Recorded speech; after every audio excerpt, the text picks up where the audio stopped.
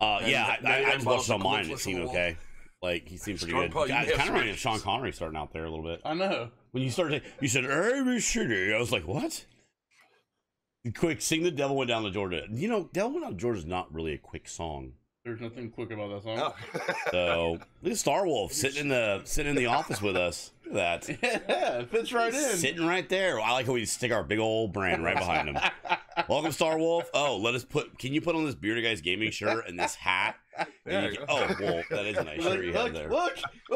He Listen. fits right in. We're all wearing the same shirts. Hey guys, look, long hair, don't care. I'm trying to yeah. catch up. I'm growing my hair out Already too. I got I'm the trying shirt to on. catch up. It's gonna work, guys. All right, guys. So Because let's Hangout sucks. But well, Hangouts doesn't suck as bad as Skype does. yeah. I was about to say, not nearly as bad as the way Skype was. So And did you see Skype's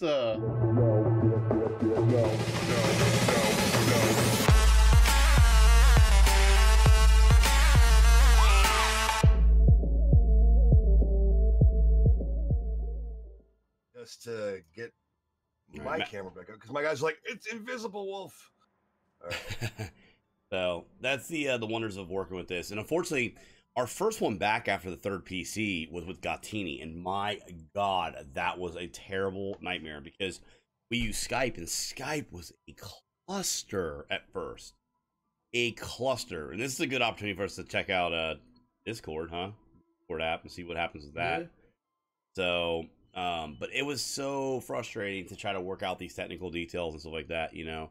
Our first 5 Beer Brigade spotlights were perfect, fine, spotless, went on, no problems, no hiccups or anything like that. And now we're stuck with this little hiccup thing. Oh, it's good. My guys are gonna notice that there's gonna be a delay in between when I'm talking and what what they're hearing. Yeah, That's okay. yeah. You should feel like he's across the They can table. deal with it. It's an interview is more realistic. Hey, that's a good point. It is like an interview with him. You know that? All right, so let's talk. Let's go ahead and get started. So, MechWarrior Online. I was a fan of the game growing up, but I never paid attention to a bunch of MechWarrior, like its progress as it went. I'm actually not a person that growing up followed the path of video games. I just played them. I enjoyed them. I just played them, but I didn't check it out. MechWarrior has a huge lore out there. It does. Yeah, and so I wasn't up on that. I wasn't a big reader and stuff like that. So it's kind of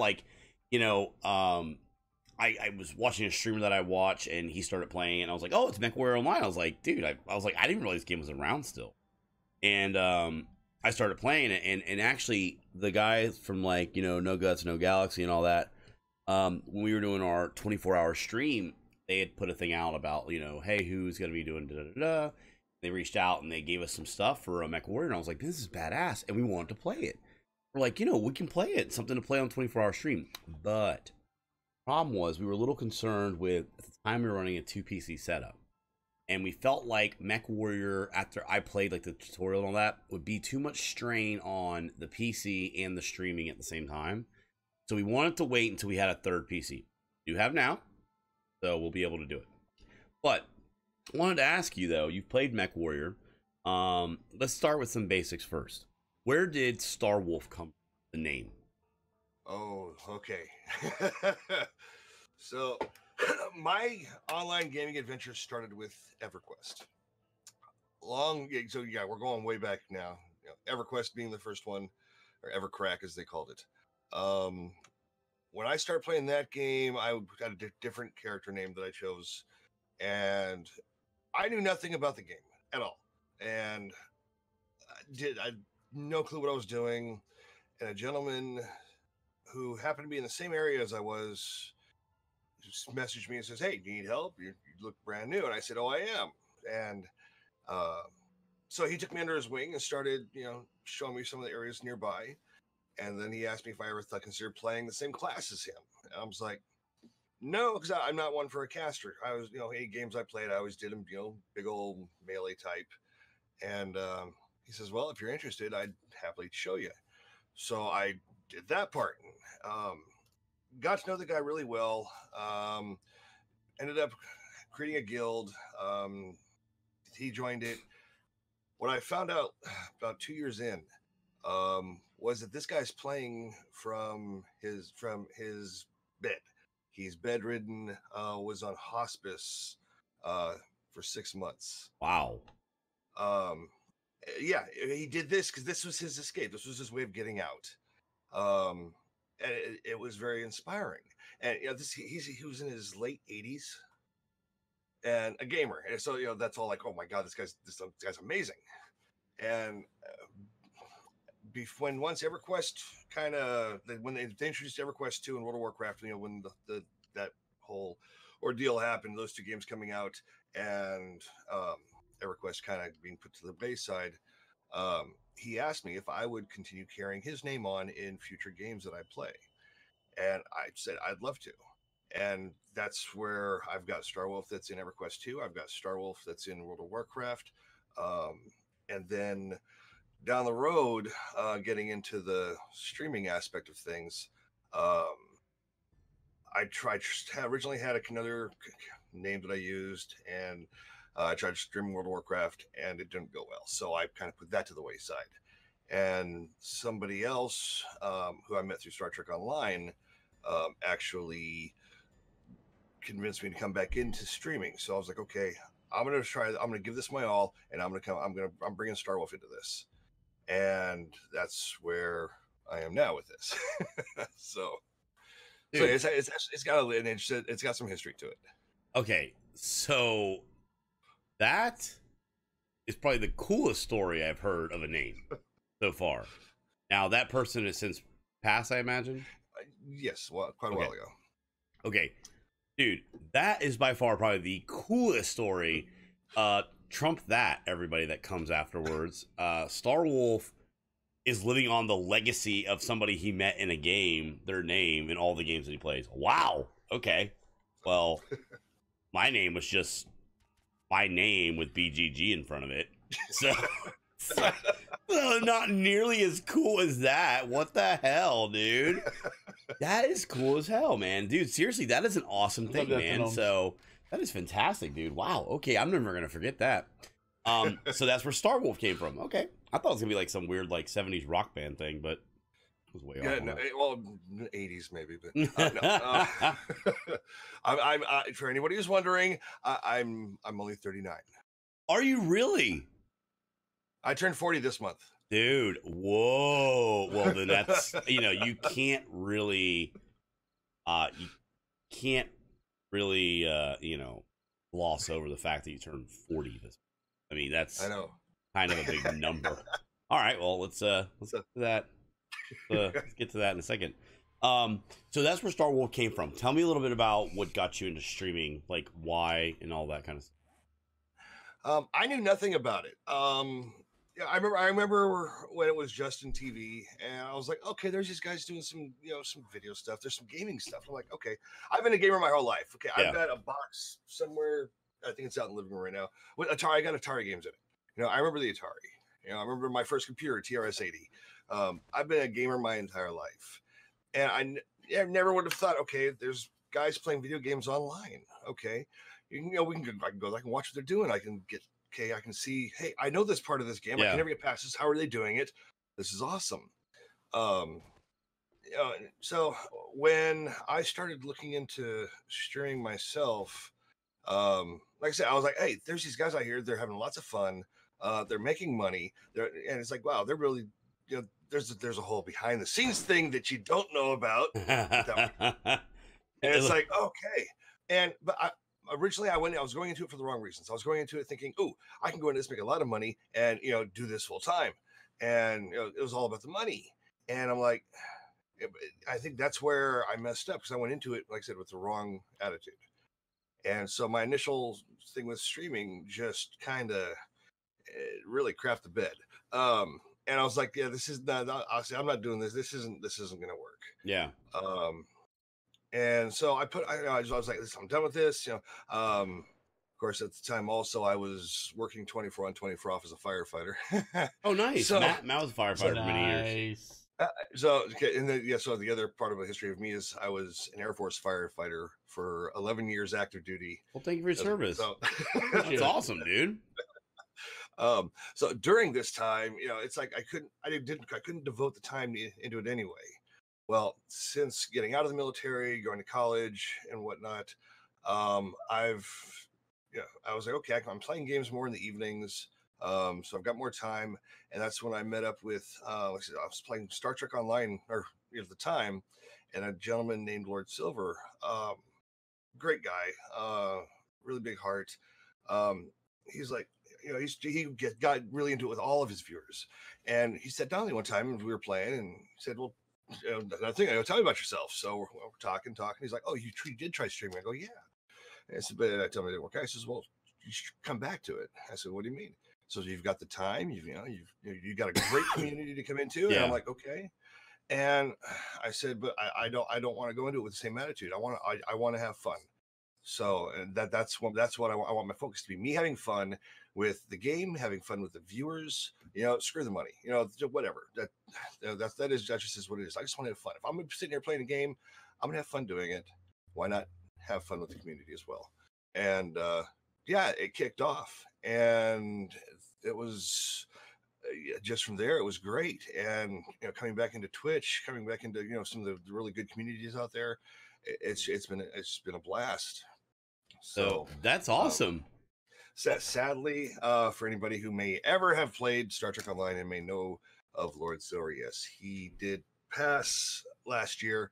So another person has passed on. So I have since not gone back to Star Trek Online, which is why I was looking for a new game to play, which is where MechWarrior came in, thanks to Bainstorm. So, do we know why everybody affiliated with you passes? Because making me nervous to maybe end the interview. Does Bainstorm need to look out? Should Bainstorm and then us afterwards be weary of playing or talking with Starwolfe? I was gonna want to play MechWarrior with you, but I think that's out. Well, no. There are some other underlying issues with. Obviously, the other one being as in the tender age that he was. The other one just having some other issues that, but no, it's all good. Wow. All good. So okay, so I got a lot. I got a lot of stuff out of that to kind of like go with that there. How long have you been streaming? I've been streaming for about 2.5 years. 2.5 years. Yeah. Okay. So to kind of like add on to that, what you talked about when you first went into streaming, you were looking at like the money aspect of it. And I think that we've talked about this before, like it's easy to get kind of jaded because you see these like superstars out there that do like really well. And you it's not that they do well and you're like, oh, I want to make money like them. You're just fond of what they've done. They have a popularity to them. They are successful, and you're like, oh, well, I would love to do that, and that's what I want to do, and blah blah blah blah. Right. There is this whole, like you said, behind the scenes that you're like emotional roller coaster and physical dexterity needed to accomplish what even seems like a sliver of what they do, and it is kind of eye opening. I also don't think there's anything wrong with going into it for money as well. Now, that being said, it's okay to make money and still love what you do. Okay. Absolutely. Matt and I approached this. Let me fix my camera. Matt and I approached this as from a business aspect. We went into this originally because, we're in our 30s and I'm married with kids and stuff like that. And I had a full-time job, and it was like, all right, look, we play video games already. Okay. We were like, let's put some cameras up and just play video games. Well, we were like, if we're going to do that and we're going to invest some money into like a new PC, into the cameras and stuff like that, I want to have some structure behind it. So we approached it from like a business plan type thing. It wasn't like, hey, one of the I guess you could say the far off goal that seemed so far in the distance was ever going to be full time. That was not even that was a long term goal. One of those kind that like, we'll put it out there, and if it ever happens, then it happens. Eventually, maybe, possibly, sure. But in the beginning, it was more like, can we do enough to recoup the cost of what we put into it? But I don't think there's anything wrong with that, as long as people know that going up, going into it, and are realistic. But there's a lot behind streaming that, like, as you come into it, you don't really know like what it takes until you get into it. And like you'll talk to some people, and like some people are very cryptic. Some people aren't very helpful at times. They'll be like, you just got to do this. You just got to do this, because they don't want to give up their trade secrets and stuff like that. Right. So I think falling into a good community is important, to have that support and to say like, hey, what do you suggest about this? That's why we implemented the Discord with the Beer Brigade, was a place to say, hey, tech wise, you know, we've had this issue or this has come up, or if you want to know how to do this, you know, here's something we found that works. Because when you go into streaming for the first time, you're literally we tell people all the time, YouTube and Google is your friend, obviously. Yeah. But you can get lost on data that's 4 years old, or you can find stuff that doesn't fit. It's like what Matt and I run into. Google, like, you know, how do you set up dual stream on this? That does not exist very often, doing the way that we do. So Matt and I would like to put more out there so that people have that option. But you've been doing this 2 years, a little over. You said 2 years. About 2.5. Where are you at now on your stream? You're streaming Mech Warrior mostly, correct? Yes, mostly. Okay, and you're 2.5 years into this. Where are you at, Matt? Poor Matt. Me and you are just chit chatting here. He's sitting on the other end of the table for me, and Matt is over there. He's scoping it out. I see. He's over there like fighting leprechauns, firing rockets from his garage. So I'm good. When I started streaming, I was just one guy who had just your typical setup: 2 monitors. I had a webcam, and you know, a cheesy $15 Logitech headset. So I'm like, okay, you know, I'll get into this. No big deal. You know, I did a little box frame for the camera. It showed the bedroom, and I was just like, whatever. I was, you know, that's how everybody starts. And you know, I started seeing all the other streamers and seeing their setups, and be like, wow, I like this. Yeah, I want to incorporate that. I want to incorporate this. And so, what eventually ends up happening is, oh, my system can't handle this. My system can't handle that. Okay, we have a problem now. And then you start getting, okay, I just had a system failure on this and that. It's like, it's like you start getting this downhill slide that you're like, I don't know what the hell I'm going to do. Squirt support, thank you for that follow. Welcome to the pack. Where I'm at now, I don't know how well you guys can see. Let's see it. Where did I run this cord? I've got cords everywhere.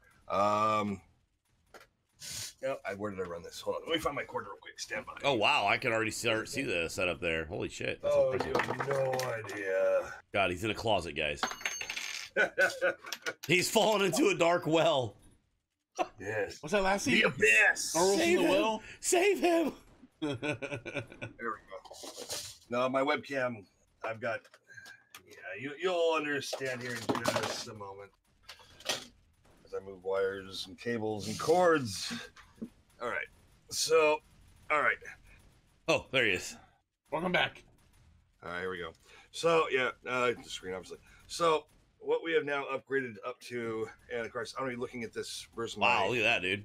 I can't see anything now. So, you're running a 6-monitor setup just for yourself? I'm running this. So I've got extra stuff up now that I normally wouldn't. Discord up here. I've got I use Chatty for the chat. Yeah. So that's what's happening here. This screen on the top right. Chatty's pretty nice. I haven't started using it. I haven't used it yet either, but it's great. Well, like right now I've got my chat on the right, yours on the left. So that's cool. Yeah, Chatty's pretty nice. It makes that easy. Of course, let's see, stream labels up on the top right, which breaks a lot, but I'm dealing with it.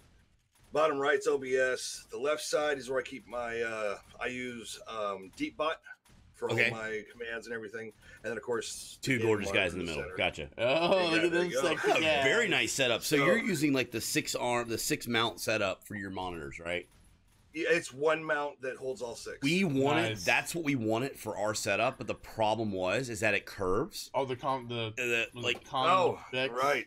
So because of the way the curve is, with Matt and I sitting on the outside, we would have to the outside monitors wouldn't have lined up as nicely. So we had to go with 3 separate monitors for ours. But all right, so for those of you that say that we have 8 monitors is too much, there's 2 of us. Starwolfe has 6. Okay, yes. For one.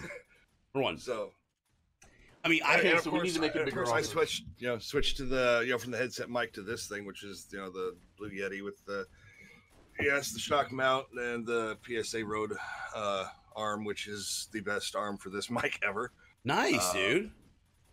But just the beginning of the year, also with the help of the viewers, I built a brand new rig to replace the one that was dying. So I ended up putting, I figured I can build a rig for $1,000.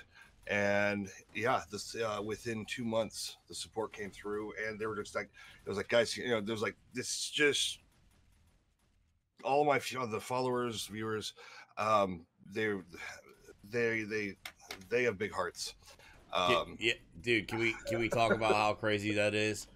Oh, it, You know, same with ours. We just built our third PC, yeah. and our community is insane. You know, the people that are out here on Twitch that support us, support people like you and stuff like that, is insane. I've got another part to add to that here in a minute. But Yeah, go ahead. Go ahead. So, well, so far, so listen, the rig, just the tower itself, the build was $1,200. All covered by the viewers. I've done upgrades to it since then. Just put a brand new video card in it. Did 1080 Ti. This is a lovely card. The nice OC edition. Nice card. Yeah. It's made a big difference, let me tell you. Especially with running 6 monitors. Where I saw a lot, or where I saw the community really come together, this kind of goes back to the MechWarrior thing. There is actually a MechWarrior convention. I don't know if you guys have heard about that. Yep. MechCon up in Vancouver, or where's it at? Vancouver, British Columbia. Happens next Saturday. So yeah, at this time next week, I'll be still asleep. Oh, wow, still early. Over the past year, I got asked, along with several others, because of how we are with our community, or with our with the viewers. They look at us as we're helping Piranha Games to promote MechWarrior Online. So they've kind of taken us under their wing and help, given us tools to help promote the game. Yeah. Such as, hey, here's there's a mech pack coming out. Hey, here's the mech pack. Show them all the mechs. I got asked shortly after MechCon was announced, if I would be willing to come up and be a VIP for the MechWarrior convention. So the list of the VIPs was like 14, 15 people. Cut back a little bit due just to schedule conflicts and other little things. But yeah, I'm actually being a VIP going up there next Saturday at no cost to me. That is awesome. 5 hours. Thank you. During 1 month, well, I guess they think they carried it for 2 months. During 2 months, NGNG TV, Phil and Darren, they were doing a fundraiser to help fund this thing, because it's not Piranha that's covering the VIPs going up. It's NGNG TV. Dude, that's awesome. And I didn't know that. Oh, well, halfway through this, we got an announcement that Piranha was going to match dollar for dollar up to $5,000 of of the money that they bring in for it. They hit their $5,000 mark. That is fantastic. NGNG hit 5,000. Piranha matched at 5,000, became $10,000 total. Brought in for this to support getting the VIPs up there. We got people coming from all over the world for this. So, but yeah, this venue is actually 50% large. The amount of people is 50% more than what it was last year. So it's going to be an awesome event. It's my first convention too. That is fantastic, dude. So, but seeing things like this, seeing this is where the community comes together, and they're like, even if it's $1, the dollar donate, great, that's awesome. If you can do $1, then wow, dude. Dude, that is fantastic. So that's okay. So a couple things that shows you just sometimes the dedication, support that you get from different communities out there and game companies. That is first level support. Here is a game that is actually free to play. Okay, so that is free to play, and they make their money off people that are going to do the transactions and stuff like that. But look at them; they are supporting their community. That is a direct support of the community. Okay, is it advertisement? Sure. I mean, sure, it's advertisement and stuff like that. But at the end of the day, they're directly supporting that advertisement through their community, as opposed to just throwing up like a, hey, let's put a commercial up somewhere. That is going right to the community. So, dude, that is fantastic. I mean, that makes us even more excited to dabble into the Mech Warrior and play it a little bit and stuff like that too. I watch Bane and watch you, and I'll have to kind of take some tips and learn. I don't want to talk about the Mech Warrior yet in the way of like the game because I do want to ask some questions, but I want to talk a little bit more about you. But that is fantastic, dude. It's great you have a community like that. The same thing happened with us when it came to like TwitchCon. The same thing happened to us when it came to getting our PC done and stuff like that. The community always seems to just blow me away with the amount of support they provide the streamers. So, and they always come back and say, well, you guys give us entertainment. You guys are, whatever. And I'm like, yeah, but a piece of metal. We still never feel like it's worth it. Like what we do is worth the amount of support that people give us. But exactly, it's very awe-inspiring. You at the end of the day, you get done, and you're like, wow, that was an amazing stream. I can't believe it's everything these guys bring. I'd say because without them, without the viewers, we wouldn't have nothing. Yeah, yeah, it's true. It's because it's because of viewers like you. Well, it really comes down to them. You said this will be your first con going to? Yeah, I've never been to a convention before. That's super exciting. So I don't know much about MechCon, like what they do, for example, there, in a sense of like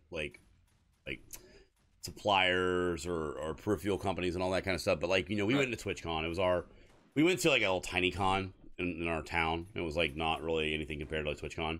And TwitchCon was really our first big con that we went to. And, we're starting to see a month, 2 months later, the kind of the payoffs and stuff like that we wanted. First of all, there's immediate payoffs. For you, for example, you're going to a con that involves nothing but the game that you love. Okay. So there's more, but yeah, there's more than there. Believe there is actually more than just Mech Warrior there. What all is there at the con? BattleTech will be one of the other things there. The Mech Warrior or the BattleTech or the tabletop stuff. Okay. Now all that's separate. They're not all together, type of thing. It's all at the same venue. This is a one-day event that goes from noon to midnight. Oh, it's only one day. Yeah. Half a day if you think about it. Yes. Wow. Yeah, it's much smaller than like your TwitchCon, but still. But it all encompasses like the Mech Warrior universe, right? It's like BattleTech and all that is the same. It's all like the same universe, right? Robotic, futuristic stuff, right? Big stompy robots. You got okay. So you're getting to go to like this place that like encompasses the universe that you enjoy dabbling in. And then, we got to meet, for us, like at TwitchCon, we got to meet a lot of these peripheral companies, stuff like that. And, we're starting to see, like, a month, 2 months later, conversations we had at TwitchCon start to come, like, some details coming out now, and that's exciting for us. Wow. And, like, you're going to see that, too, as you start to deal with, like, you go to the con, you get to meet people and stuff like that. That's going to be really cool for you. So, and then there's, like, the instant gratification of, oh, my God, I'm here at, like, the big stompy robot universe, and everything here is about it, and everybody here loves it, and everybody here, people are gonna be excited to see you because you're one of the VIPs, and I mean, it's gonna be a whirlwind for you. I've been ecstatic a while now. I actually took time off work to attend this because this is finals week coming up for a lot of students, and finals happen 3 days. And normally my building is still open for 2 more days. And I said, hey, you know what? My building's a ghost town. Can I take those 2 days off? Just lock my building? Sure. All right, good. So, yes, Thursday, I have one VIP and his significant other flying up from Los Angeles. Nice. To meet me here. I'm in the inland Northwest as well, Washington, Oregon. But they're actually coming up here, and we're driving up to MechCon together. I'm picking up another VIP on the way. And these are people I've never met in person. Dude, how cool is that? You have no idea. One of the guys is if you watch some of the other Mech Warrior pilots, one guy that's flying up with his girlfriend. Drop the name. What's the name? Who is it? Haven Kendrick. Yeah, Where's the actually, helmet? he wears the helmet. Yes. Yes. He's like he's inside the Mech Warrior itself. Exactly. Yes, he's amazing. He's a voice actor too. So everything he does is just so powerful. But yeah, he's actually flying up here. So I've talked with him in person. I've done video chat with him just to get to know him better. And so it's like he got him coming up. I'm picking up a crazy hippie on the way up. So I'm ecstatic because I get to all these people I've over this past year that I've watched, tried to learn from, had gone in games with, had fun with. I'm about to go meet them, and it's that is freaking awesome, dude. That's cool. That's the coolest for us when we went to TwitchCon. It was like getting to see like other casters and getting to meet other people that we like. Fairy Wings was in the channel a few minutes ago. Fairy Wings lived in Sarasota about an hour from us. We talked about always meeting up and saying hello, and we met her when we first started streaming through another streamer. And she lived about an hour away. Well, she ended up moving across the country, and then we're at TwitchCon, and here she is, and we get to see her for the first time. Oh, hey, fairies! And guys, I know some of you guys coming in saying hello. I'm not like immediately addressing. I'm trying to wave, but I apologize for that. But real quick, we are talking with Starwolfe. Starwolfe is part of our Beer Brigade, part of our stream team. Very respectful of the gentleman. I've enjoyed watching his streams when I got a chance to check it out. He does stream a little different time than what I normally am. It's 3 hours behind us, so I don't always get to catch his streams because of the time frame, and it kind of sucks, but that's the way Twitch works. And I linked this thing up there above, and so did a Pop Fist. If you could do me a favor and click on his name and give him a follow, don't just follow him. Make sure you guys go check him out later on. Just like Tom Araya. To go along with that real quick, Oil City Battles, Ryan 3042, Big Papa 316, Revd, Score Support, and a Pop Fist, guys. Thank you guys for those follows. Yeah. So anyways, really cool to have him on today. So we're doing a Saturday thing because he is on the West Coast and a little bit better. So it's very exciting for him, guys. He's going to MechCon, his first con. He's going to his first thing coming up this next week. So you did mention this. You did say this, and you don't have to answer if you don't want to. But what do you do as your day job? What is your day job? I am a lab coordinator for computer science department at a college. That is cool. You make stuff? I'm the one who helps keep everything running. That is cool, dude. So with my whole gaming background, I've also been working on computers my whole life. My first computer was with a lot of people who know TRS 80s, Trash 80s, Tandy Radio Shack. It was their first computer. No hard drives, used cassette players, their data storage. And Nebo, thank you for that follow. So I've always been fascinated with computers. Well, That's when cool. as Spoon says, I save his bacon on daily. I work with Spoon Dog. I'll get these follows here in just a second. Holy shit. Okay. I will get to the list of follows. Thanks, guys. Holy crap. It's gonna keep going. So after I got out of the military, doing the firefighting thing, found out that I've got hearing loss. I got a little slight vision problem. My big thing is eczema, skin condition. I can't be in hot environments for any duration of time because then I'm scratching like crazy because it just itches. It's real bad. It just is a flare up. So I couldn't go back into firefighting. So I'm like, what the hell am I going to do? And I'm like, okay, I've had all this experience with computers. I've always been the tech guy. Every fire station I was at, I was the one that ran the wireless stuff for 2 of the fire stations I was at. So we got us our own in-house Wi-Fi, got us our own gaming stuff because we're all about gaming our time off. And it's like, okay, I know, right? It's like, why do I not go to college for this stuff, get my paperwork, and go get a friggin' job doing computers? It's what I love. So I did. I started attending the college. After a year there, I did an internship with the ITS department at the college. And at the end of the term, a gentleman that would be at the time, the lead, was like, hey, we have a position opening up at our other satellite campus. If you want it, it's yours. And I'm like, yes. So, okay. So I go in there. I worked that job for 2 years. And then the position opened up in the computer science department, where I just got done taking a bunch of classes. That's cool. And it's like, so I went through school, with all these guys that I, as instructors and fellow students.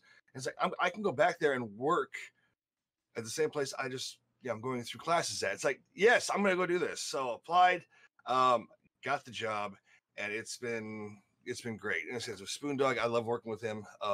That's cool. It's so it's a circle thing. So I'm back here now. Now I get to sit here and help these students go through the program.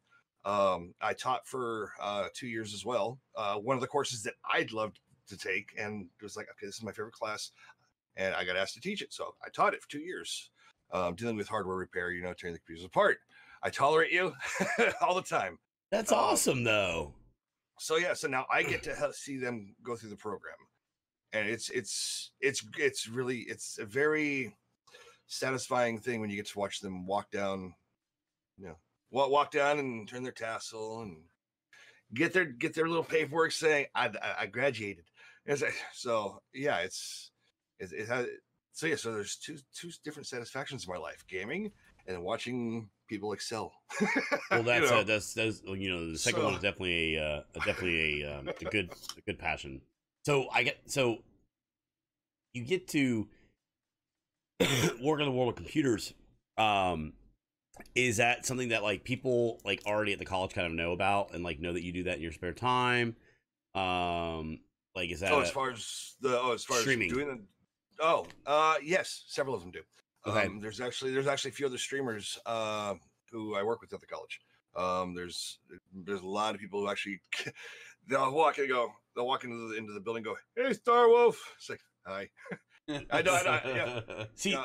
See, that's cool though. There's almost a separation sometimes where it's like, okay, you can call me this at work, but on the stream, call me this. And some are like, I'm just going to keep it easy. I want to always make sure I don't accidentally, blurt out all your real life information on stream. Yeah. So I call you Starwolfe, and it's like, all right, cool. Don't call me by my government name, exactly on stream. It's funny because like I like that because like with me, for example, I like my old job, dude. Like nobody understood like Twitch, and nobody understood like playing video games, and I was like, this is ridiculous. Like talking to people is like talking in a foreign language when I talk about it. So at least you have that. That's pretty cool. So that's awesome. So I asked this earlier. I'm gonna add on it.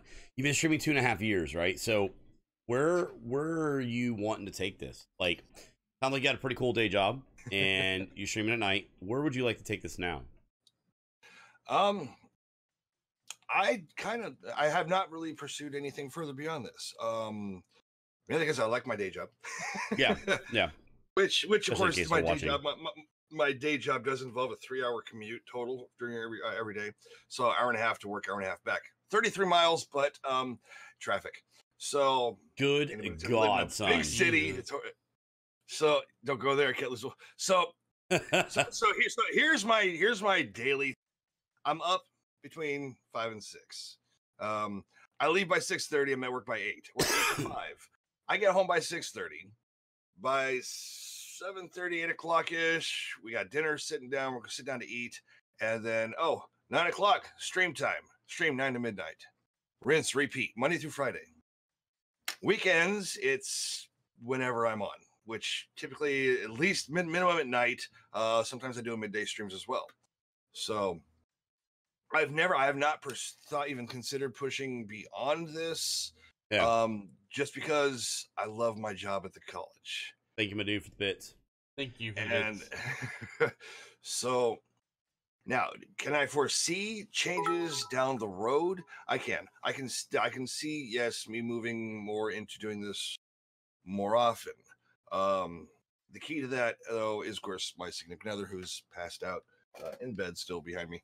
Wow, dude, she hears my big mouth. Oh no, you have headphones on. Yeah, I got headphones on. We don't use headphones, so everybody in my house hears Starwolfe right now. Hello, everybody. So hey, Nismo. If you hear any snoring, that is her.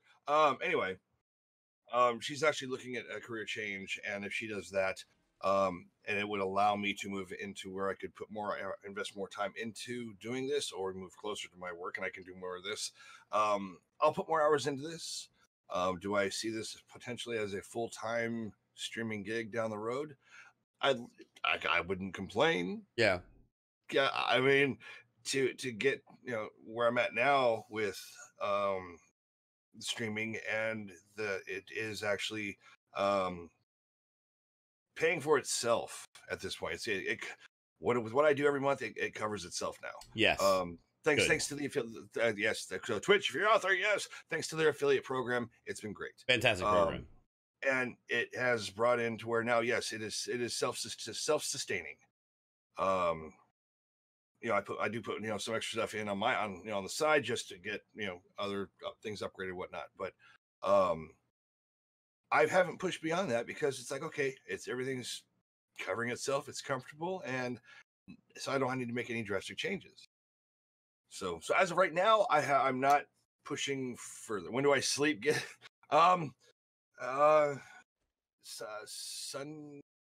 sometimes Sundays. I mean, people have to know that, like, to get to the point where the stream is self-sustaining, it takes a lot too, right? So it does. And there's like we said, there's a scene stuff that happens. My picture, my video's moving around. It's okay. I saw my cam move. Yeah, there's a lot behind the scenes that people don't notice. I mean, yeah, setting up OBS for the first time, or getting all of your alerts working, the right sounds, the right images. There's a lot that goes behind the scenes. Playing the game is actually the smallest and easiest part. Easiest. Like, that's literally, the easiest part of it. Playing the game is the smallest and easiest part of it. But to get to like the sustaining of the stream itself, like people have to understand that, just like most businesses, a lot of businesses run red for the first couple of years. And Matt and I, for example, we started with a $6,000 investment. We took it, we went into and said, and I don't recommend. So some people will say, don't say that because people think that you have to do that. No, you don't. For Matt and ours way that we wanted to tackle this, we invested $6,000 and said, okay, do new PCs, setup, let's get going. And that's how we did it. And our goal was to recoup the cost of the setup and the initial investment within a certain amount of time, which obviously we were able to do that way earlier than we expected and never anticipated. Very grateful and thankful for that. But the reality of it is that, to get to a self-sustaining thing on the streaming, it takes a tremendous amount. And the affiliate program is fantastic because it allows the opportunity. It's always been there with like Game Wisp and stuff like that. But yeah, I think it's an easier sell with Twitch, right? The sub button's already on your page. It's one spot. You're already there. Yes. Exactly. It adds the opportunity for bits. Bits became a popular thing, and it gives another place for bits. People farm bits. People get it. And what people have to understand is that every penny and every little bit that comes across adds up. It's all a building block to the success of the stream and stuff like that. So again, for those that are in the channel, that lurk, that watch, that donate, that bit, that sub on Game Wisp, that do all these different things, it means a tremendous amount to Starwolfe and ourselves because it keeps us doing what we're doing. So and even the small amount, like even the small amount, like dark networking is right there, 10 bits. That it does add up, and that's where it's people think, oh, how much is a bit? It's a penny, roughly. You buy 100 bits is $1.40. Okay.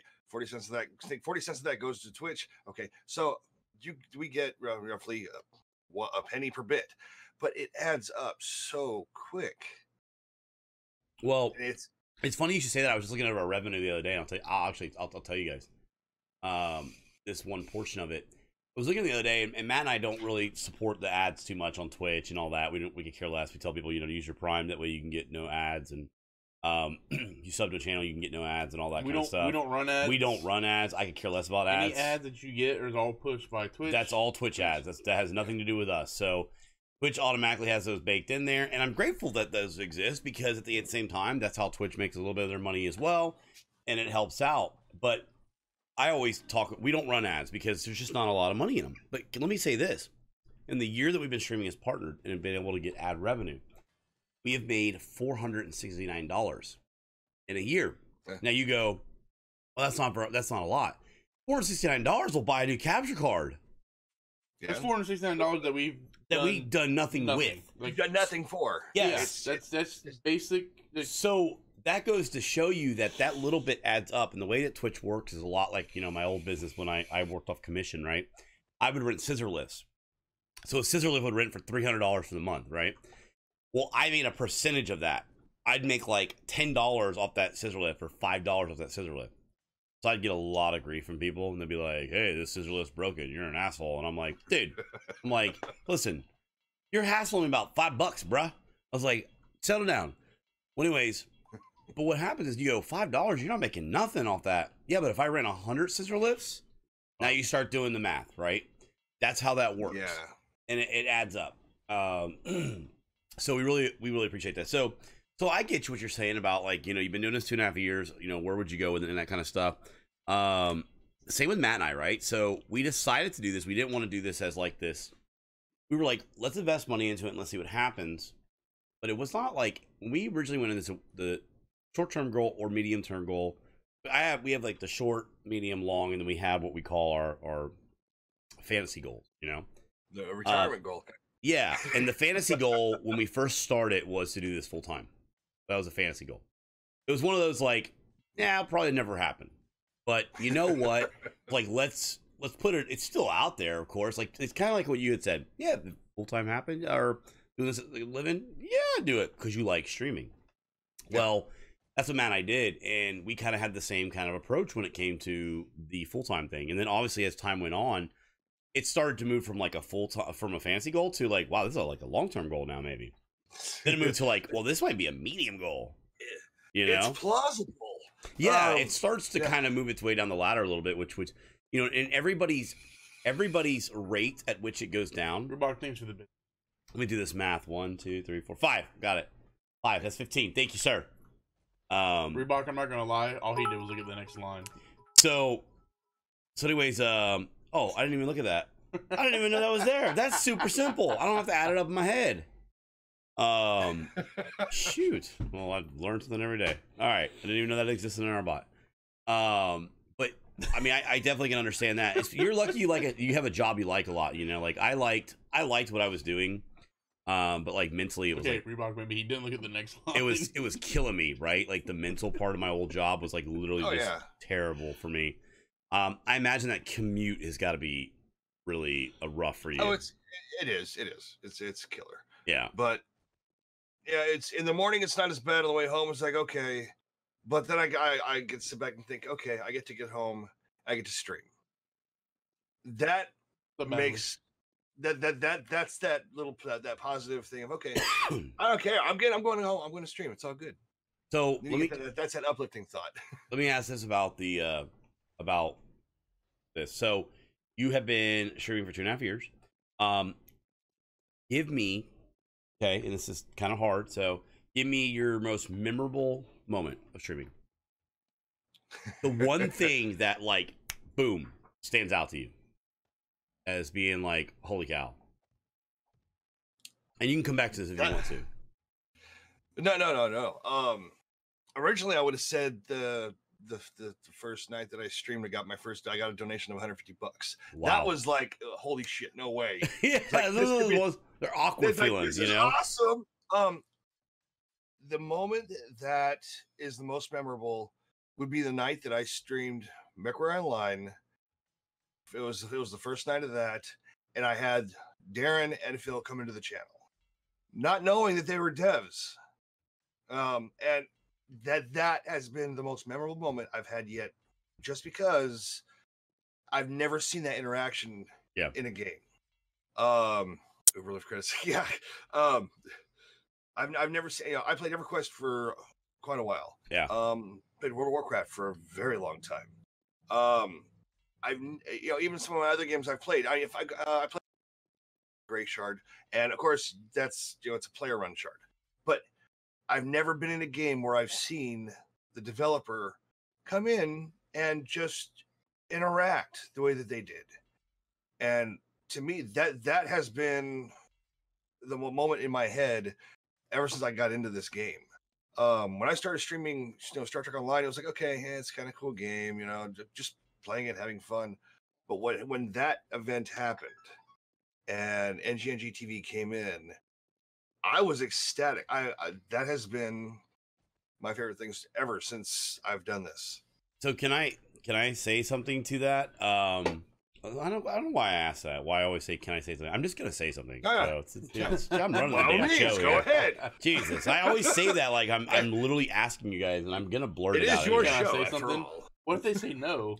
If you say no, I'm gonna hit the Discord and disconnect button. Yeah. So here's the thing. Like, so Starwolfe literally just said his most memorable event on Twitch or streaming is when the guys from NGNG came in, from the No Guts, No Galaxy. They came in to your channel, right? And we're watching these developers. Okay, so developers that are out there, okay? Specific people I'm talking to at times. Game developers, your involvement in community far outweighs almost anything you do. Like, I cannot stress that enough. Like, your interaction with your people is so important. Be it the content creators, be it the people that are testing the game, be it the people that are playing the game, be it the people on Facebook, or Twitter, or the Steam groups, or the YouTube, or the Beam, or the Twitch. It is so important to us. Matt and I've got the opportunity to work with a couple companies recently, obviously, and there are some that we still get the starstruck dealing with these guys, because at the end of the day we go, oh my god, these guys, this game, they're like, they make this game, and like, I love this game and I play this all the time, and you just explained my entire experience of what's going to happen next time. yeah, and that's just it. Like, it's this weird surreal feeling where like, we can sit on the phone with a developer and then like talk with them in a conference call, and then we're like, well, we like this, and they're like, well, that's a great idea, and then you see that in the game and you're like, oh my god, Redaboo, I did not respond to you yesterday, so I'll respond to you, but everything's great. Sorry about that, Miss Redaboo. But like, the thing is that like, to see that is just like, you're just like, oh my god, the interaction with community is so important. People just want to be felt like you're in tune with it. Do you got to listen to everything we say? God, no, because like, as gamers, we're very passionate. Starwolfe maybe like, look, this boat mech is this good, blah blah blah, and then the other guy might be like, no, this is better, and we're all very passionate about what we do, but it's the overall feeling of a game being in touch with who's playing it is so important. So let me ask you this: what has been your most memorable memory? Not good memory. What I mean by that, I'm not talking about like somebody came in and said you were old or something like that, but when somebody has come in and said something like, you had something happen, like a green screen fall, or you fell out of your chair. Have you had anything that happened to your stream yet? So I remember I was saying I was having hardware difficulties and stuff with the computer and whatnot. Is when I was at a point of thinking that my stream was going to just die, because no matter what I tried, I'd go into a game crash, blue screen. Yeah. Blue screen.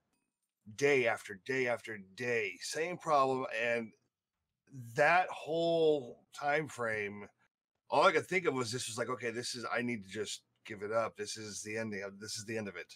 I'm not going to be able to keep doing this. I can't bring a quality stream where, hey guys, hold on, we just bring up my phone. Yeah. Stand by, we crashed again. And it's frustrating.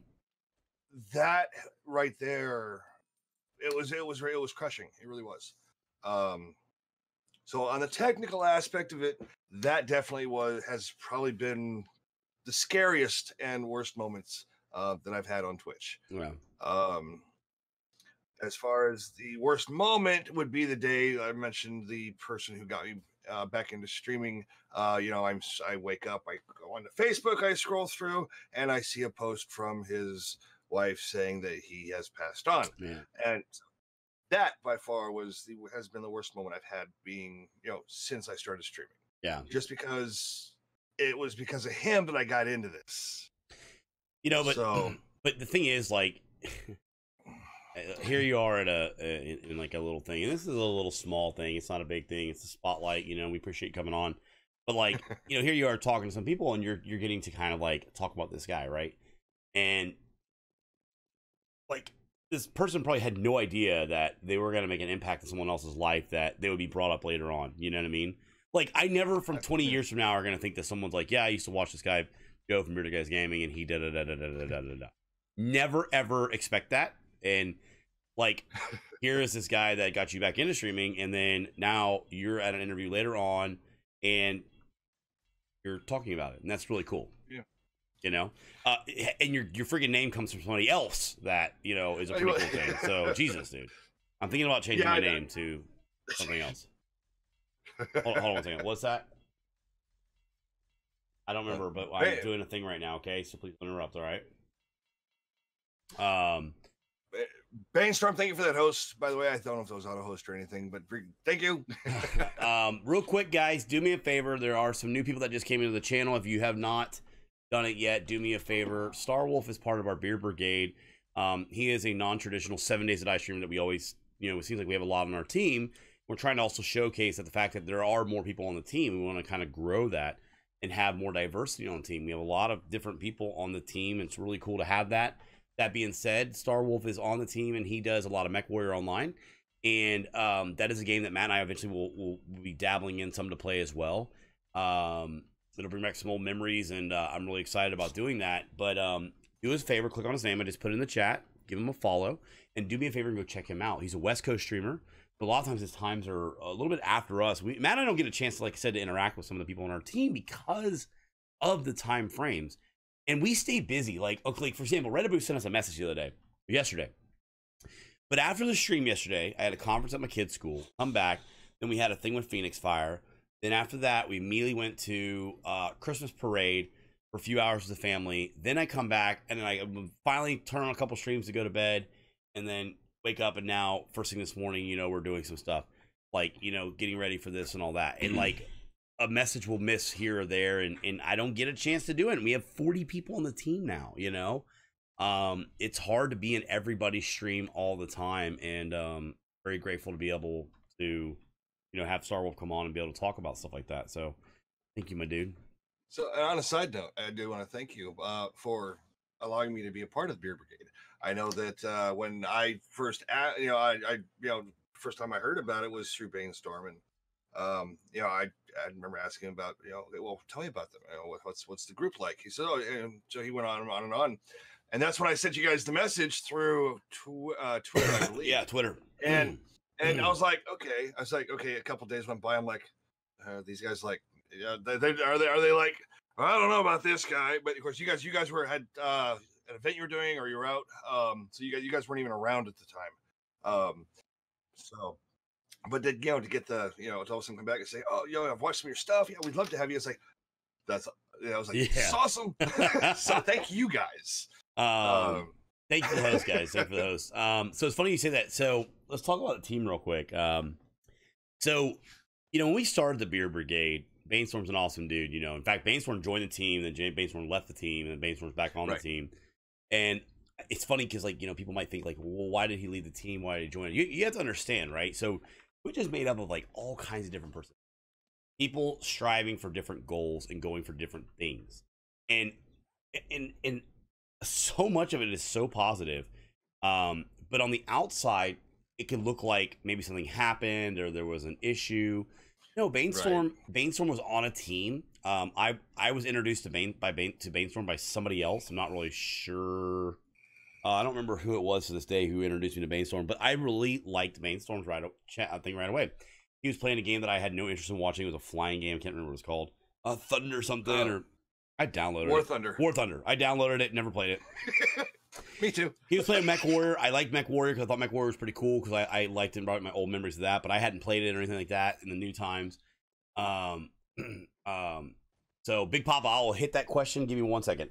So we started the thing, and he was in another thing, and I had reached out to him and said, hey man, you know, I'd like to extend an invite to you. We think you're a really cool dude, like you a lot. Love to have you on the team. Well, Matt and I first started the Beer Brigade, and we were very open about this. You know, what we had planned when we first started the Beer Brigade is different than what it is now. And we were partners. We were able to have this team. We're like, look, let's just put a bunch of people on there that we like, that we watched. That was honestly what it was. If this guy's cool, like Bainstorm's like, yeah, this guy Starwolfe is a cool dude. You should check him out. I checked him out. I liked his channel. I was like, this is pretty cool. And then we started, we're like, hey, get him on the channel. It's awesome. I can stand behind you. I can endorse the fact that, you know what? I like the Starwolfe dude. Go check him out. That was really what the Beer Brigade was originally. Yep. And then as we went on time and stuff like that, the problem is with stream teams, a lot of people, as they're trying to find their place, I think kind of think that a stream team is going to get you partnered or whatever. Because back in the day when we applied, you actually would put affiliations, and like if you put stream teams, and if you were on certain stream teams, it looked a little nicer than others. And we were like, well, that'd be cool, you know, if that got, hey, Fallout gear. It'd be cool if like that got more popular and our stream team was like, something that could like help people. But we started learning that like, different personalities, you're not going to have everybody on the same page, and it doesn't lead to instant success and all that. And as Matt and I kind of molded the stream team, we decided that, we want to have more of a part in it, but at the same time, we're trying to grow our channel too, right? We are just like every other member on our team, trying to grow our community, trying to grow things up. And we're also trying to cultivate this, community, trying to like cultivate this community with this team. And our team really wasn't getting a lot out of, I don't think there was a lot of stuff happening other than just having like a name under your title. And Matt and I were like, we've got to revamp this because it's not what we want. And that's when we went to more of a formal, like, an application process. And we decided, like, let's get some shirts.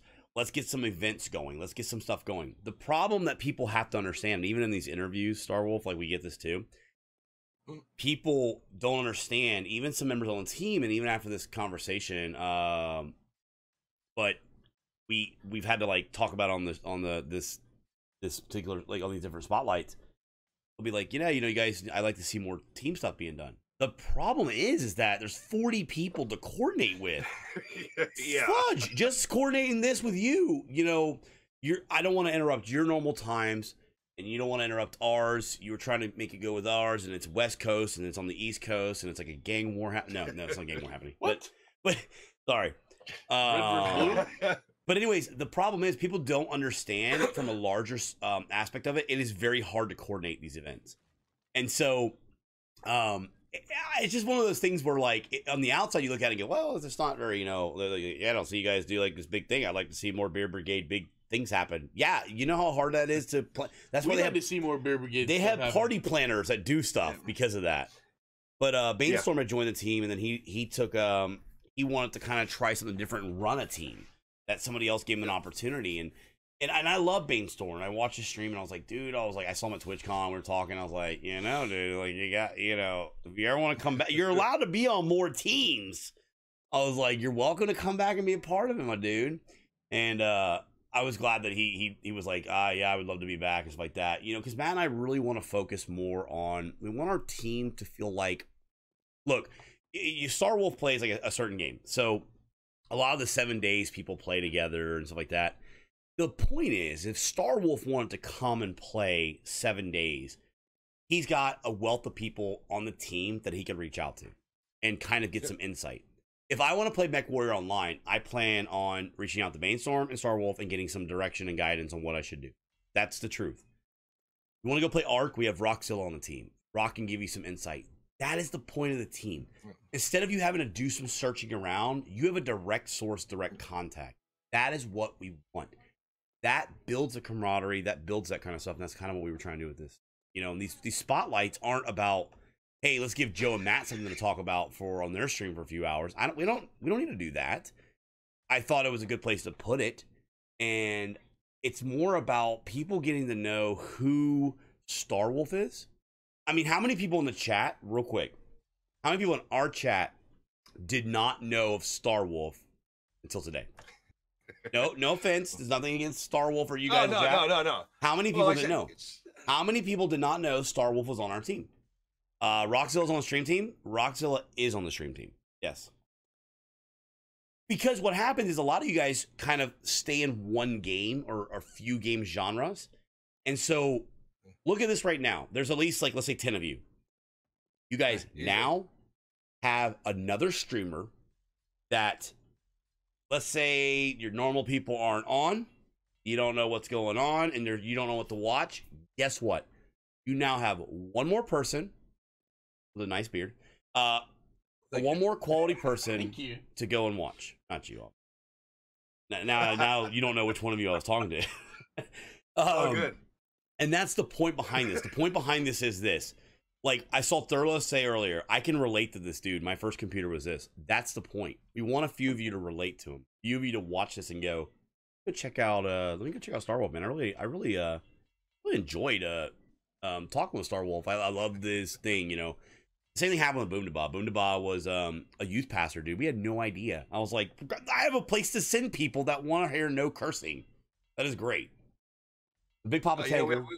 Go ahead. We do have a pilot who's a pastor as well. Yeah, you talking about Father Bill? Father Bill. I'm very familiar with Father Bill. Father Bill probably has no clue who we are, but I do know who Father Bill is. All right, hang on. I'm about to start streaming a few times a week. My question for you guys: I'm a very laid back guy. I don't always have a lot to say. I have no problem talking to people.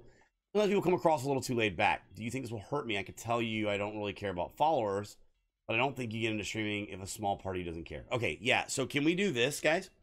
I don't care about money. I don't care about follows. I don't care. You care, right? Everybody cares to an extent. You care about the quality that you're putting out. Otherwise, don't stream. You know, you care. You would like for people. It'd be nice if people come watch you. It'd be nice if people interact with you. So you care, and there's nothing wrong with that. But on a laid back type stream, you know, my suggestion, and we'll get Starwolfe's suggestion on it, but there are streams that are built around the laid back style. There are streams where people literally just relax and they don't put on a big thing, and there are people that are very much attracted to that. You have to understand, no matter what your gimmick or your style or whatever it is, the initial trying to build an audience is challenging, no matter what it is. So yeah. Until people find you, and Twitch is very word of mouth. I always lead to Tex Cub because he's the easiest person to relate to this. Tex Cub plays soothing music. It's a relaxing thing. You know, for example, until people say, yeah, you know, I don't like watching a stream that has a lot of like stuff going on, you know, and it's crazy. And Matt goes, oh man, you should check out this Tex Cub guy. He's like really relaxed, really calm. Till that happens, but it's going to take a while. So no, it won't hurt you, but it does limit your audience. I will say that. If I don't say that I'm going to crap down your neck and shoot you in the head with a gun in a PvP game, well, that's going to limit my audience. There's an audience out there that likes that. So, what are your thoughts on it, Starwolfe? No, I fully agree. Talking about the very first time I got into streaming, I started trying to do World of Warcraft. The problem is that unless you already have 300-400 people, you know, watching your channel at that time, someone's gonna have to scroll for a year to find you at the bottom of the list with 0 viewers. Yes. So it's getting into streaming. It's not just a matter of, hey, kick it on and sit there and, you know, eventually watch and maybe see somebody eventually pop into your channel only to leave immediately. Yeah. I don't know if you, so for any of you guys who might know some of the bigger name streamers out there, the one that I've sat down and there's a whole interview that he did. And it was, Tally is his name. He streams World of Warcraft. We got to meet Tally at TwitchCon. Yeah. He invited us to the Hammer Squad, but he was drunk. That doesn't surprise me. Exactly. But hey, Lori. This guy has made this his life. But it came at, you know, so it's a huge cost, you know, up front, putting a ton of effort into it. But he did a whole interview talking about, you know, it's not just a matter of clicking on the game and playing. it's, you know, there's all, like I said, again, goes back to all the behind the scenes stuff. Yeah. You know, getting out there, going on to all the different sites, the subreddits, everything, putting your thing, hey guys, I'm streaming this, you know, come check it out. And just hours upon hours of effort.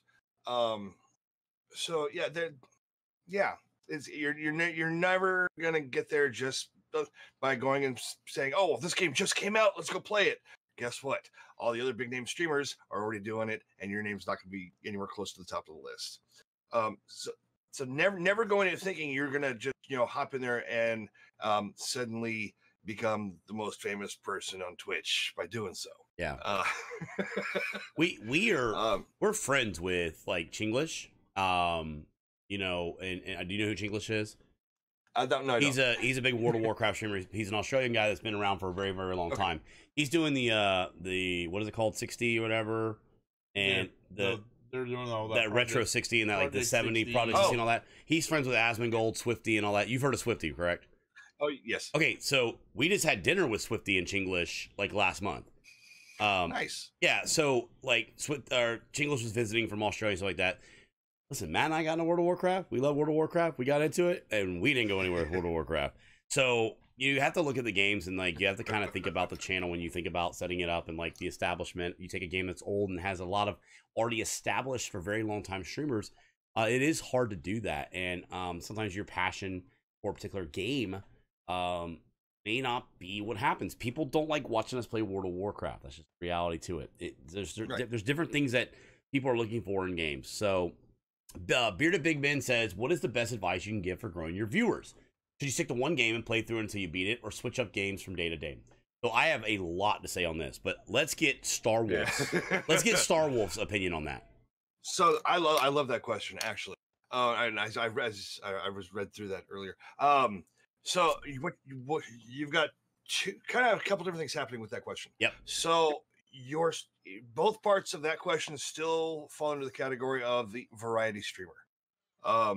You've got two, in my mind, you've got two streamers. You've got the ones like, okay, I play MechWarrior Online almost exclusively. I add in a couple of other things, just, you know, Wednesdays I've got my Jackbox night just to ease the week through. Yeah. But the big thing, the difference there is, okay, variety streamers tend to have the harder time getting a following crowd. What I've always seen is what I've done is when you go to play a game as, you know, solo game like what I do. Yeah, take it. You're gonna get your followers. You're gonna get your group. When you go to switch games, how many of them are going to follow you because of you? How many are going to follow you because of the game? Or stop watching for whatever reason because of the game. That's always something you need to take into account for that. Variety streaming is a more difficult way to get into the gig. But that's not to say it's not successful. In-game Asylum is one of the most entertaining variety streamers I've ever seen in my life. I don't know if you guys have watched him at all. But he does variety streaming. He changes games all the time. That's just Mackie just sings perfectly.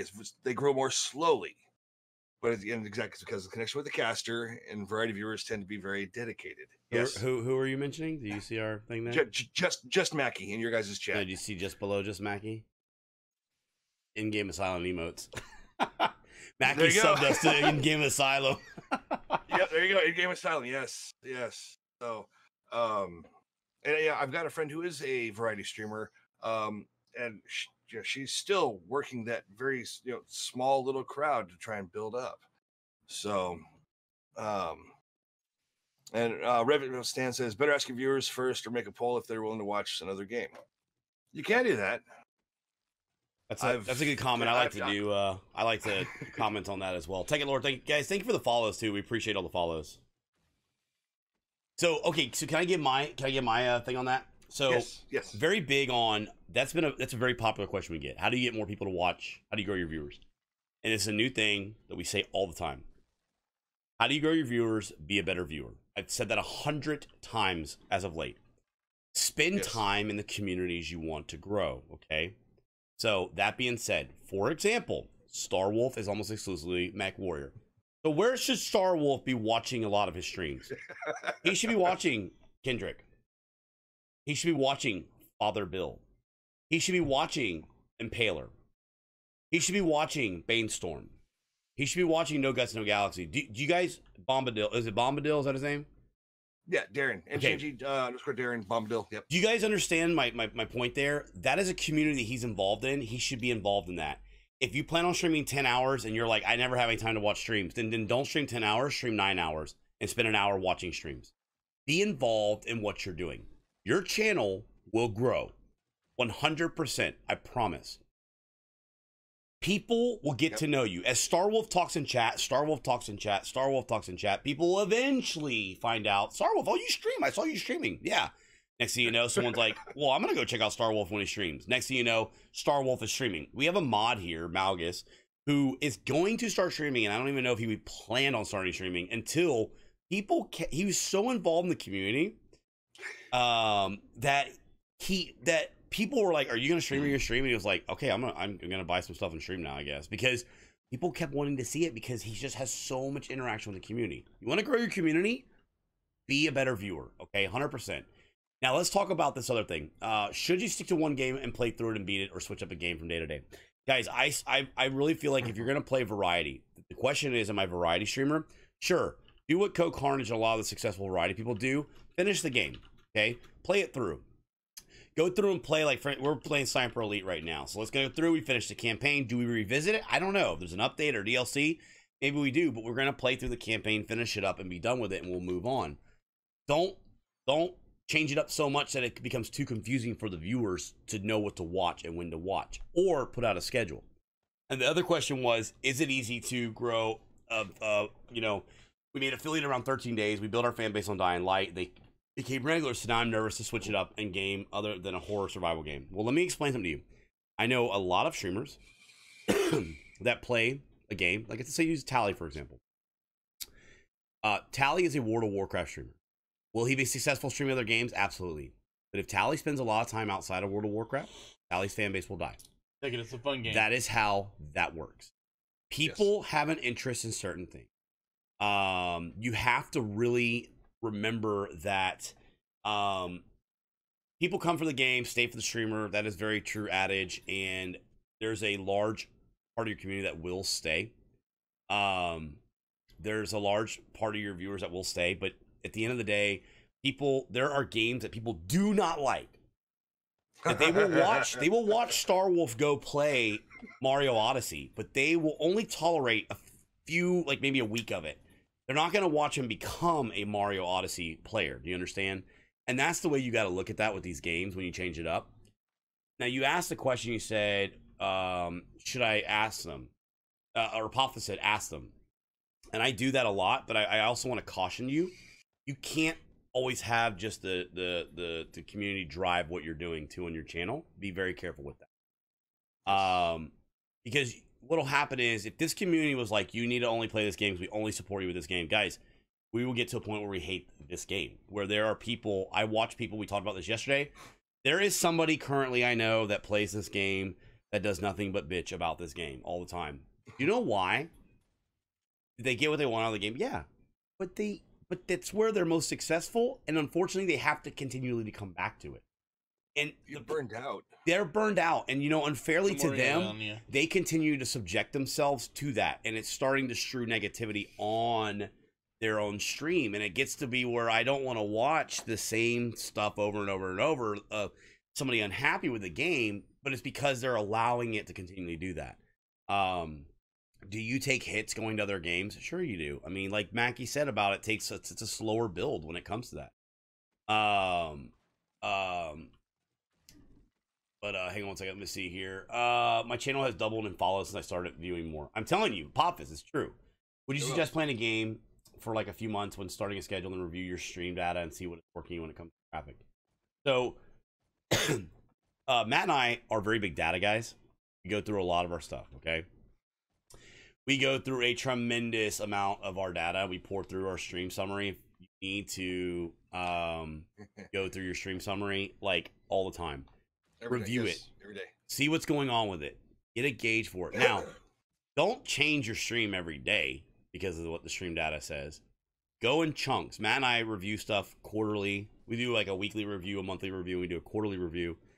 And we don't make big changes at, you know, daily or weekly. We will make changes based upon the quarter, and if we decide to make certain changes in the stream, that's kind of how we handle it. So you said you go through yours every day. What are your thoughts about the stream summary and stuff like that, Starwolfe? I mean, what kind of things do you look for? The first thing I get every day is the alert from Streamlabs saying, "Hey, here's how many follows you had, new follows. Here's the bit donations. Here's your average viewer count." The average view, I love seeing the average viewers. Obviously, right now, we've got the achievement system that Twitch has implemented to where if we get to a certain point, then it makes us eligible for being able to put in for partnership. Of course, you still have to go through the approval process, but at least now this gives us goals. So that has given me a new thing to look at. I look at, when I do play a different game other than MechWarrior Online, I enjoy going back and saying, okay, let's see, I've streamed this game for 3 hours, 4 hours, however many hours, and I go and I'll see, okay, I had a big group, come in, okay, how many stuck around and watched? Okay, does it mean that this game is going to be, not be one that I want to do again later on? Maybe not. We'll see. But what the heck? Clips is dead. Wow. Thurlos, good job on that. Jeez, I messed with my head. That's for all the Australian people. There you go. But yeah, the stats do play a big part in it. And it's a good way to figure out, okay, what is working for the stream and what isn't. A great example is that, yes, I know there's been a couple days in the past where I've gone to play 7 Days to Die. People will come in when the stream starts and say, "Oh, you're playing this game." I gotta step out. Because they did test the game for whatever reason, whether it's they're just bored with the game, they can't stand the developers, or whatever it is, they've got their own personal reasons for why they don't want to watch it. Okay, well that's somebody who normally would sit in your stream the entire time, chit chat, have fun, and all that, be involved, but now you're playing a game that doesn't set well with them, and you see the lower number count. So yeah, you have to. That's where you go down both avenues of, okay, do I keep playing this one game? Have I reached a plateau with this game where I'm not growing any further? As I said, there's all these different cards you end up playing when it comes to streaming. Streaming is a constant changing thing. It is. That's why even with Apophis, how many monitors do I've got 6. I have 6 monitors. So I've enjoyed where I'm at with MechWarrior. I think that, where I'm at with the community now, I still think there's a lot more in the community out there that have yet to find me. Just because, yes, I stream 9 p.m. Pacific Standard Time to midnight, and that's typically my time. So I'm at the end of the time for all these people who are on the East Coast who are in bed. I'm starting to catch some of the people in EU who are waking up. Yeah. And yeah, I've got several from overseas. So there's that aspect to put into it too. Of, okay, where are most all of your viewers going to be from? Is it going to be your local time? Are they going to be overseas? And then are you catering to them or doing it for yourself? So yeah, Looking at your data is very important. So we always tell people, don't watch your numbers, right? That's during stream. Okay. Right. Don't watch your numbers during stream. After streams, you want to evaluate stuff. Dude, that's important. But if you're okay, let me also throw this out here. If you're just starting out streaming, let's say you're brand new. I'm going to start streaming for the first time next week. Don't look at anything for 3 months. Okay. Because let me tell you something. You need to find out if you're able to sit in that chair and play the games that long. You need to find out if you even like it. Are the lights hot? Do I even like what's going on here? Have people come in here. Someone come in and call me a fat, bald bastard. Do I want to listen to that? You have to figure that out. So for 3 months, don't even look at anything. Just stream and find out how much you are actually committed to it, okay? Then after that, I highly suggest you come up with some type of way to analyze your data. Look, the very successful streamers that are out there pour over all kinds of data, CCUs, all kind of things, guys. They're looking at different things that are measuring hot times on Twitch. When should I be streaming? When is the top time? When is a good time to approach a game? How do you do it? In the peak of this and that and this. How long would you suggest streaming? Matt and I got partners streaming 5 days a week at 4 hours a day.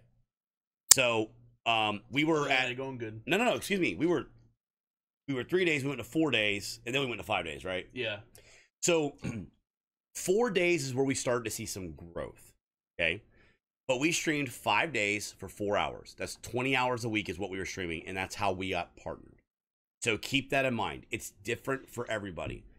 You don't have to do 10, 12, 15-hour streams for success. Less is more sometimes. You know, yes. I would much rather... Especially now with it being an average, you could stream less, or you could stream a lot more, and you could actually hurt yourself. Ugly Beard Club. Can you explain the total profile views? What exactly does it affect, if anything? What do you mean, Big Beard? Or Bearded Big Men? Where are you seeing that at? What are you talking about? I'm waiting to start streaming, but I haven't picked up the game. I can't get into the game right now, and I've tried a few games. It's odd because I've used to be on PC for 18 hours a day. And you have to remember something, guys, that when you're streaming, playing the game is going to be different than what you're used to playing it recreationally. Okay, very different. It's not the same. It's not the same. Matt used to play World of Warcraft for like hours and hours and hours and hours, and so did I. There was a lot of time where it was literally just a city and Stormwind bullshitting with each other.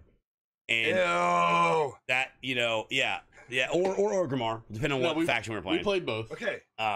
We played both. You have to kind of remember that. We're doing good, Eliani. How are you? Wow. I gotta share that real quick. I love it, dude. We played Alliance for like 4 or 5 years, and then like we decided, let's try the Horde game. So we went and made we leveled one of every class on the Alliance side, and we leveled one of every class on the Horde side, and played Horde for like 4 or 5 years. So, hey, Dead Alien, how you doing? But when it comes to playing the games, it's different, but it's different in a good way. It's just a different type of play style.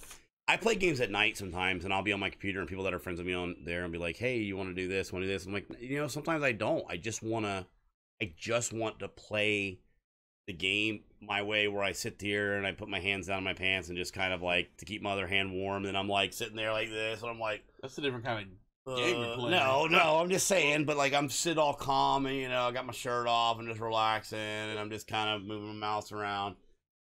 It's a different type of game, Maybe they were rating Stormwind. That's a good point. Yeah.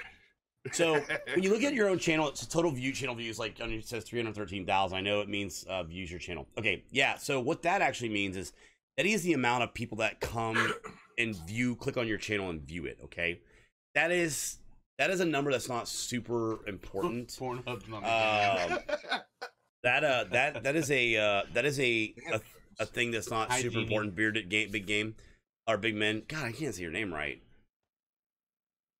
There is a thing called stream summary, okay, that they just implemented. Now, Matt and I used to do this off the stats page. The stat page still exists, okay?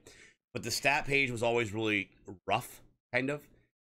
We use the thing that's under stream summary now, and it pops up after you get done streaming after a couple hours. Sometimes it takes like a day, it seems like sometimes, but it depends on what time of the day it is.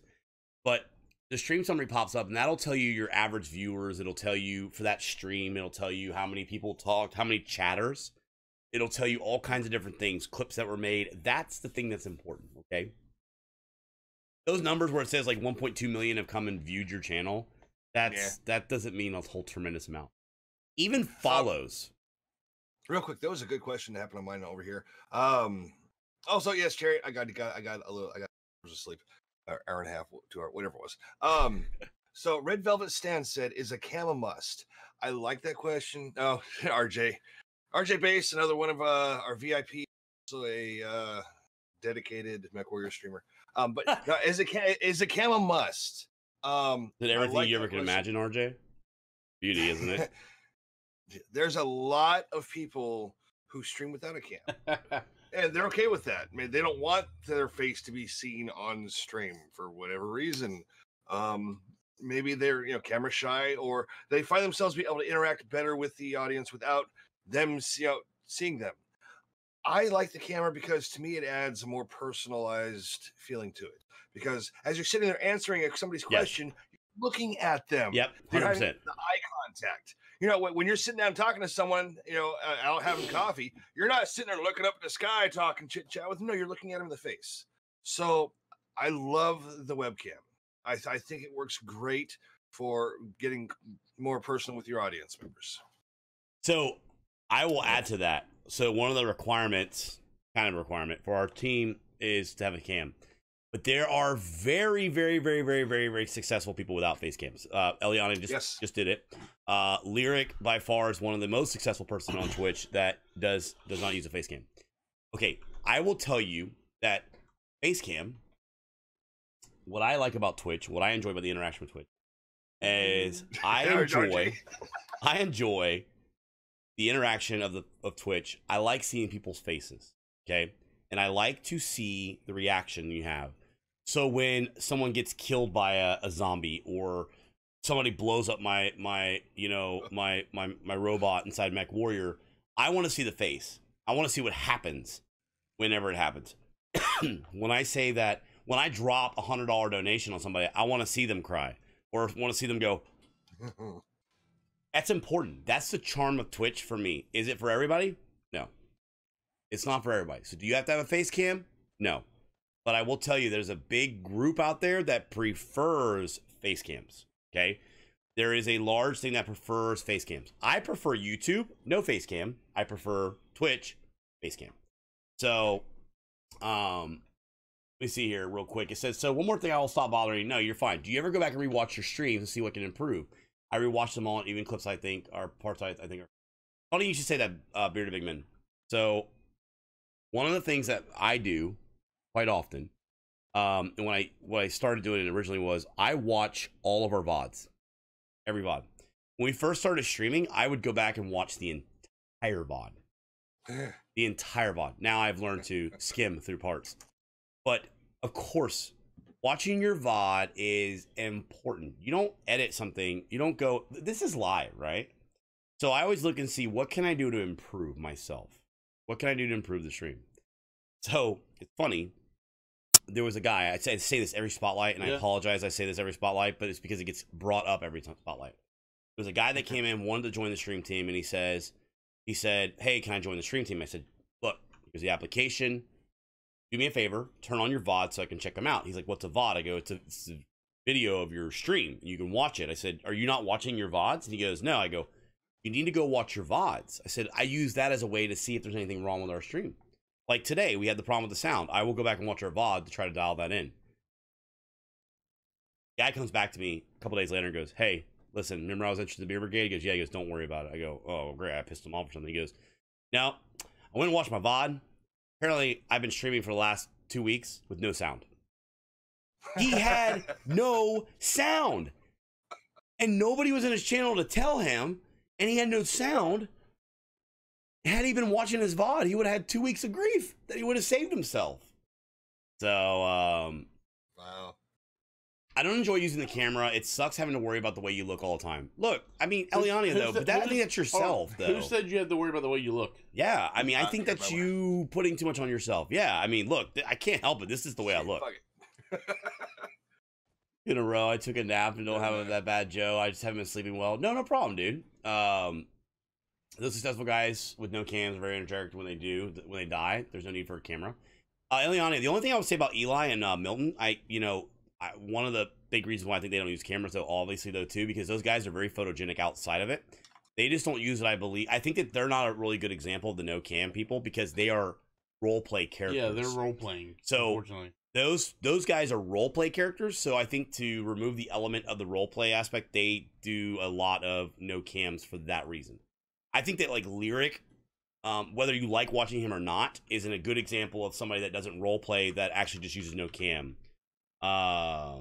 Women streamers versus bearded guy streamers, huge difference. I don't know. I think that a lot of people don't. I think we worry too much about other channels and just worry about your channel. And turn your camera on, be who you are, and people will love you for who you are if you are a lovable type person. So no, he is not part of the Beer Brigade. We actually invited Banlish to the Beer Brigade when we first brought up the Beer Brigade. He was not interested. And women streamers versus bearded streamers, there's a difference. Yeah, we're also fat guys. I prefer a different kind of cam, but not with the bearded guys.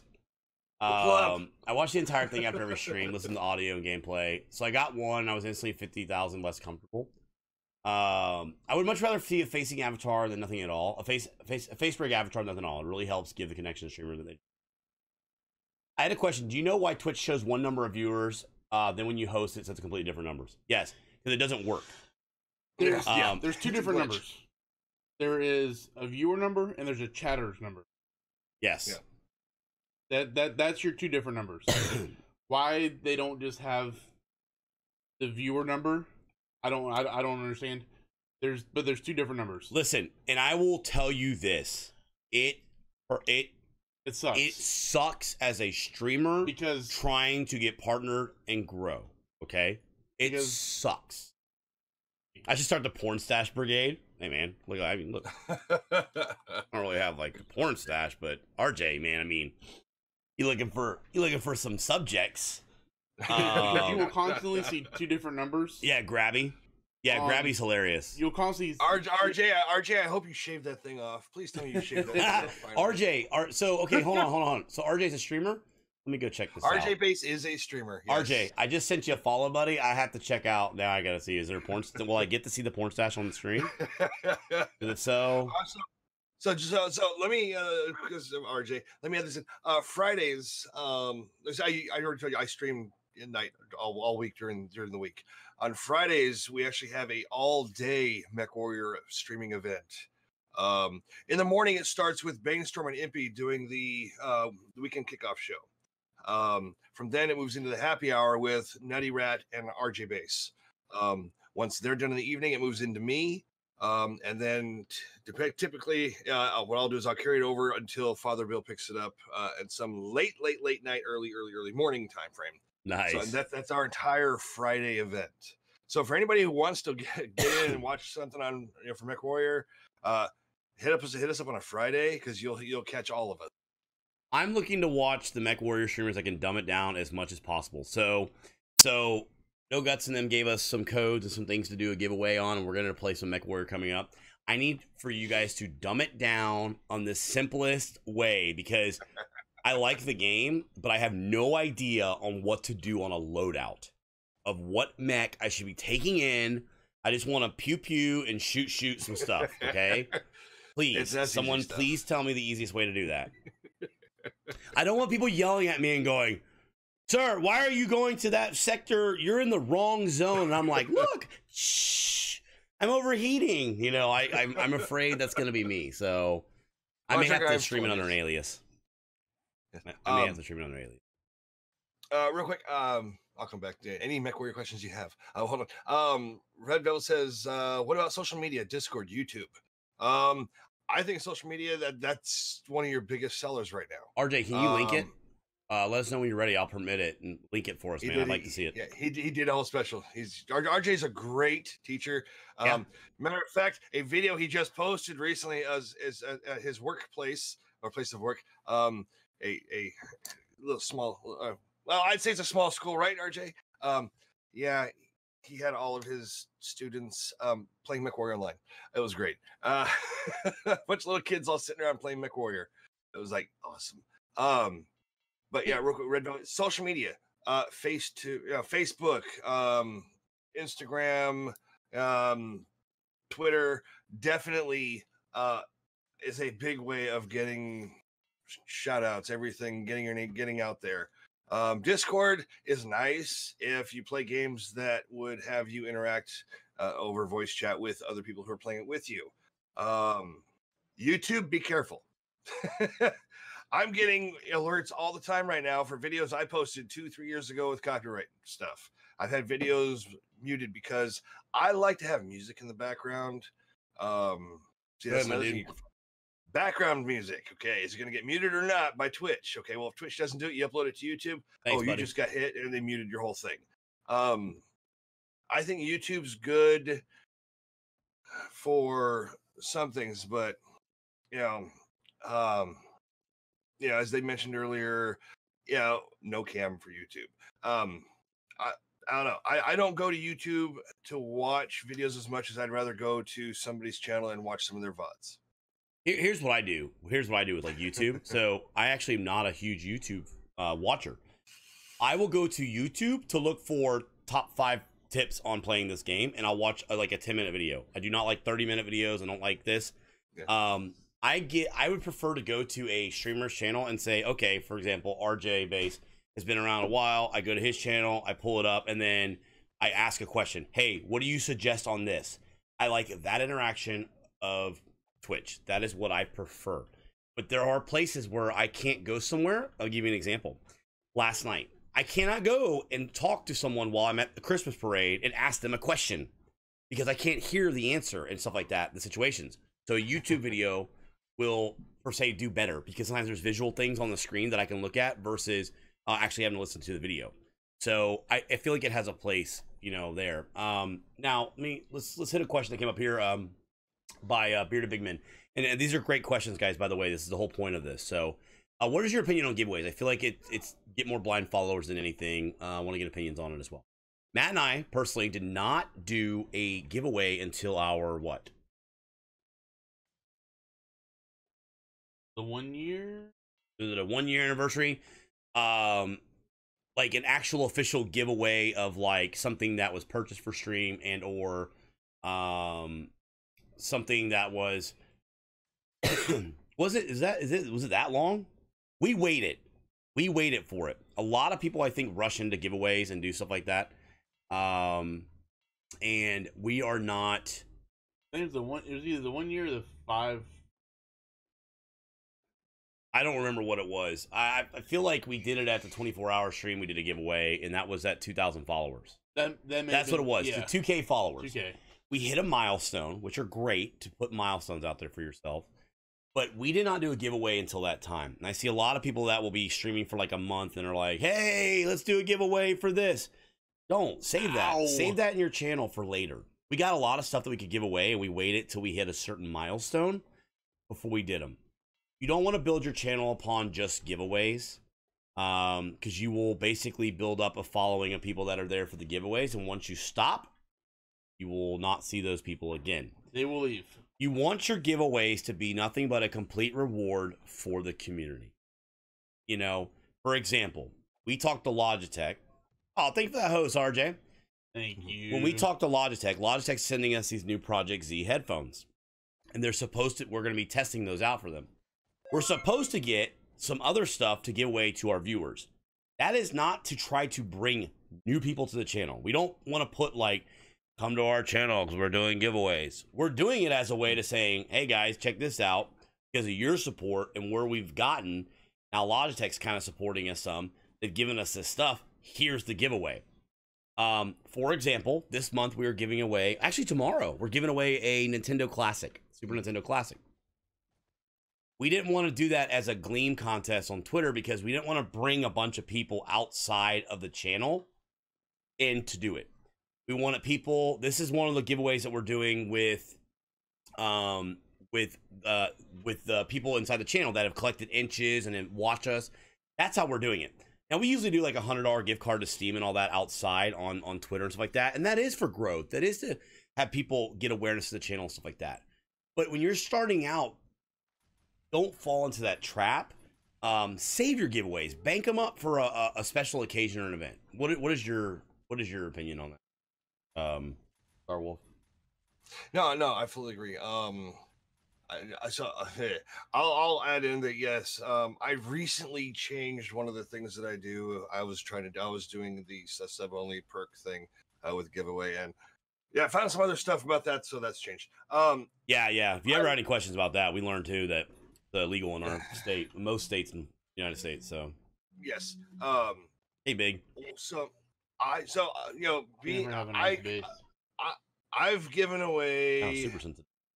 A lot of stuff over the years, or over the past year, for MWO, just because I've got Darren gives me codes for doing giveaways on my stream.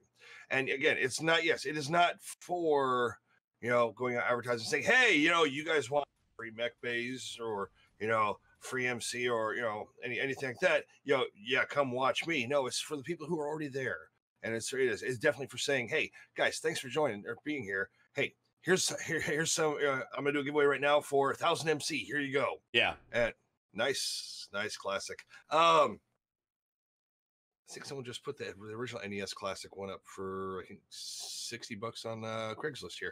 Yeah, my wife picked one up for us and the kids, and I was like, oh man, it's so much fun. And then she's like, oh, I'm gonna get another one for the stream. I go, oh, awesome! I got my wife trained to start picking stuff up for the stream. There you go. I think you just get a train there. Yeah, I know. So what I do is I've got MechWarrior Online codes I use for when I'm playing MechWarrior, and if I am playing a random other game, I've got Steam games that I constantly give away during those. And again, it's not to bring people. I don't advertise that I'm doing I do giveaways when I go to announce my channel. It just if you happen to be in there, hey, I might do a giveaway. You never know. So I've got one point in time I had like 300 codes saved up, and I went on a binge one day of, hey, I'm gonna stream today. I'm gonna be giving away a ton of games just because I can. Yeah. But yeah, don't use that as an incentive. Otherwise, you will get sunk into where they're gonna expect it, and when you don't do it, they're gonna be like, oh well, he's not doing these. I'm done watching this. I mean, that really pertains to a lot of big streamers. When we had dinner with Chinglish, he knows this other streamer that was really big, that was doing like all these big giveaways like all the time. That guy stopped, and once he stopped, it like killed his viewership. So there's nothing wrong with doing $100 gift. There's nothing wrong with doing giveaways to use as a way to promote or advertise your stream. There's really not. Okay. Somebody that may not have really watched you before sees this Gleam contest for a gift card for, I don't know, Sonny's barbecue, and they're like, oh, I really love Sonny's. I'm gonna go check it out. I know, I really want some Sonny's.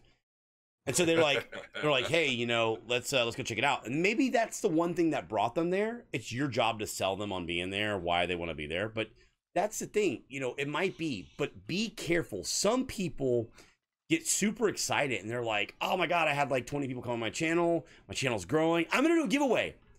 Be careful, because it's good to be excited. It is great to do that. And in fact, it was hard for us in the beginning not to do giveaways because we just want to give back. From an outsider's perspective, guys, a lot of time it's the streamers wanting to give back to the community. But you just need to be very careful on how you approach the giveaways, because they can quickly turn into a negative thing for your channel if you're not. Yes. Real quick, let me do a disclaimer. We're with Starwolfe, guys, who is part of the Beard Brigade. He is going to MechCon coming up, which is pretty cool. One of the VIP members there. So if you want an autograph, you're going to MechCon, please look for Starwolfe. Tell him Joe and Matt sent you. I'm here because of Starwolfe. Hydro. After being here, though, have we not sold you on my charm and Matt's charisma? What do you think, Hydro? You can be honest, and if it's negative, just whisper to me. But anyways, I do have some luscious locks like he does. Look, I'm growing my hair out. Look at this. They're trying to get on his level. But anyways, what Mackie just posted there, if you could do me a favor, there's 160 of you in the channel right now. If you have not done it already, please click on Starwolfe's name and give him a follow, okay? We would like for him to have more people learn who he was. I asked this question earlier, and a lot of people I only follow after the stream is over. I don't like the fanfare. Oh, you're good, man. That's a shiny dome. Well, my barber asked about trimming the sides to make it even, and I was like, no, I want to. I told him he should edge. I still have hope that these little sprouts that I feel we told him to edge will grow into hair. Because I feel hair. He should actually edge it up, for real. When did you say we're doing it? We're doing it tomorrow. We'll be giving this away tomorrow, guys. Doing the giveaway tomorrow. Giving that away tomorrow, okay? I'll be grateful to do that because I'm sick of it being in the office and having to keep up with it. I think they cheapen the content, but that's just my personal feelings. Yeah, Popfist. I mean, that's fine. I would also be real careful too. Can I say this too, Pop? Pop, I'm not picking on you, but let me say this. More fertilizer. We all have opinions. I'm very opinionated about how we feel about other people's, about how things work on streams or how people do things. But we all got to be careful not to insult other streamers and how they approach stuff too, right? I can't go to Starwolfe and be like, dude, or let's say Haven, let's say doing the inside the mech thing. I think it's cheesy. He's in that and all that. But that might work for him, and there's a large crowd that likes it. Sometimes when we have a feeling about something, we insult others, and you got to be like careful of that, because that happens if you're not too careful, and that can really kind of alienate people from the crowd and really cut off a huge fan base or a demographic that might watch you. So be very, very, very, very careful with that. No, the games are preloaded. They're already on there. There's like I didn't mean to turn this into a Nintendo stream, but I don't know. There's like, I don't know how many games are on here. There's like 30 games or 15, 20 games. I don't know what it is. And yes, there's already a hack where you can add in more ROMs. Anyway, so anyways, Of course there is. yeah, the game's preloaded. It's pretty cool. It's actually really cool. I was gonna say something about this with Starwolfe. So I asked people earlier. I asked about 10 people earlier, or I asked earlier in chat, how many people prior to today had not heard of Starwolfe? And like 10 people immediately were like me. And that's the point of this spotlight, guys. It's not for, you guys know who we are. You know who Matt is. You know who Joe is. You've heard my opinion. Besides your opinions, no matter how you word them, will alienate people. Very true. Very true. Very true. Kind of like you're saying you can't watch someone anymore because of fried chicken and biscuits and sweet tea. Yeah, you just, I look, also some people you try to give advice to and they just don't take it. So some people just will not get the hint and take advice too. So I get that as well. So we'll just let that go. Okay, so I wanted to say something. I hadn't heard of them. Follow them now. Check them out sometime. Yeah, that's kind of the point, right? The point is this. You guys know who we are, but not everybody here knows who Starwolfe is. With that being said, I want people to say, all right, Starwolfe's on the stream team. He's on the Beard Brigade. Obviously, Joe and Matt think he's a cool dude, that he's a nice guy, nice enough that he's on the stream. We value that. He brings value to the team. It's unique. His name, origination, if you missed it, is a cool story. Where his name came from is actually a cool story. And I'm going to do something real quick. I'm not going to tell you where it came from. If you want to know, you need to go watch his stream and ask him, okay?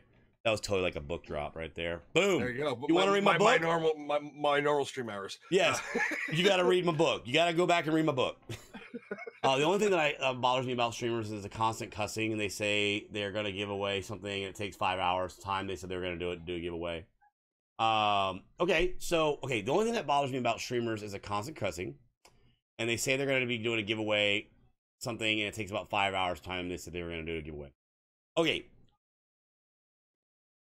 Not right now, okay? Soon, okay? All right, so that's a good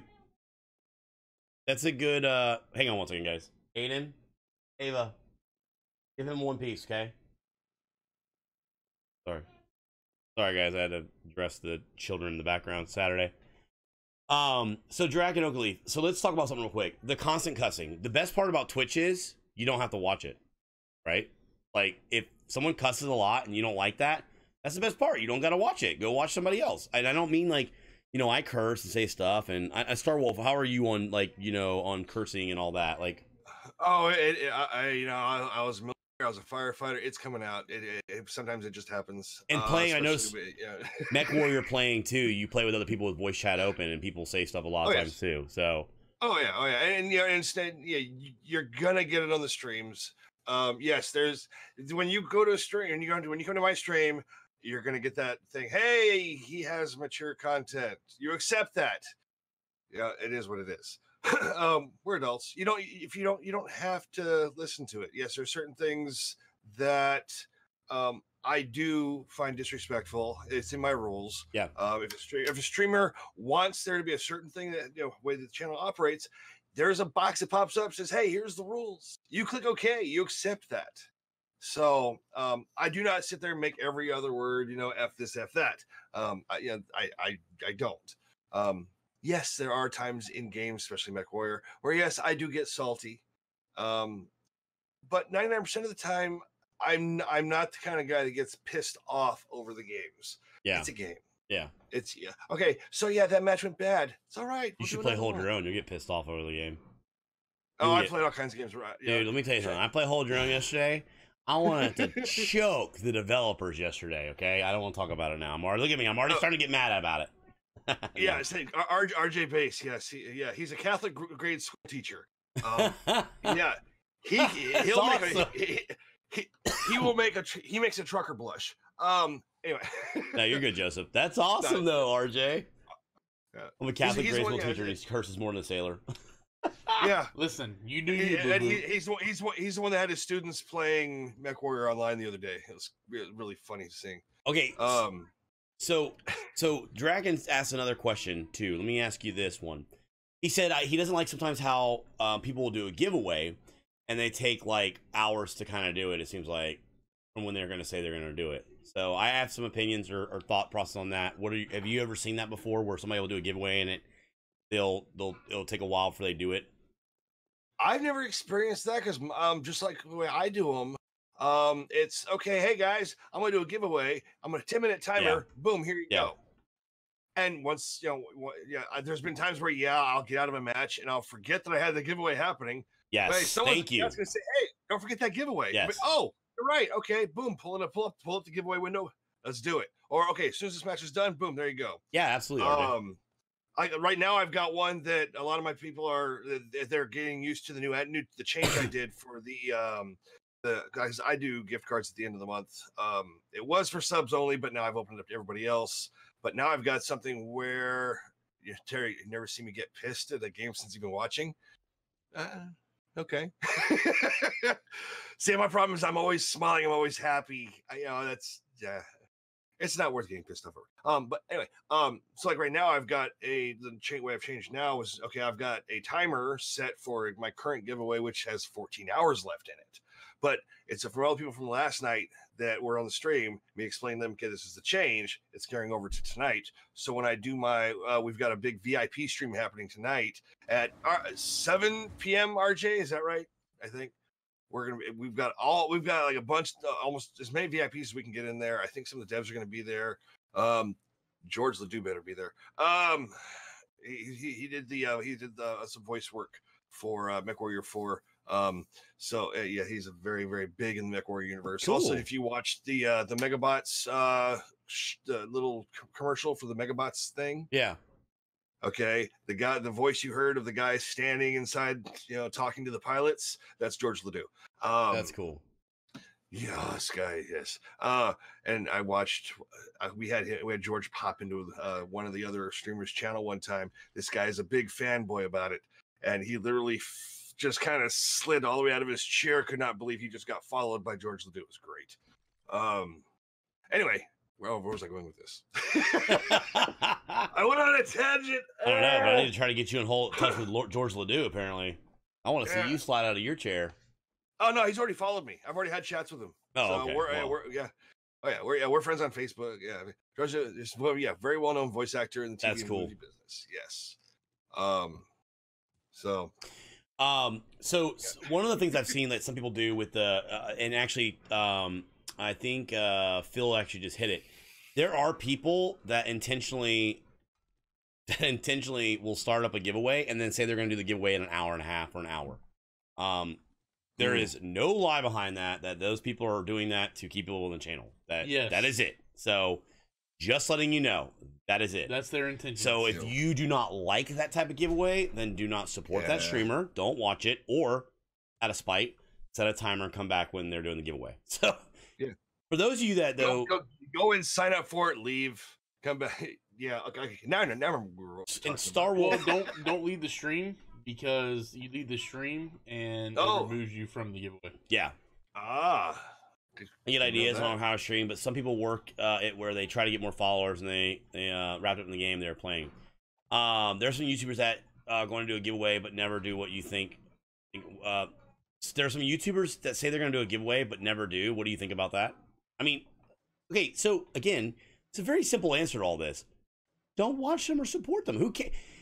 Okay, if I met Starwolfe and I was like, oh, I kind of like his stuff, and then Starwolfe was like, I'm gonna do giveaways, and he never does them, and then I'm like, okay, well, this guy's obviously like a liar, doesn't do it. I just don't watch him. That's it. It's super simple. You don't have to support people. I feel like people subject themselves to things that they hate sometimes, and I'm guilty of it, by the way. I get that. I am guilty of it. But some people will like, I'm like, don't support that person. If that's the case, walk away. It is a platform with over 1.5 million streamers. YouTube, I don't even know the numbers.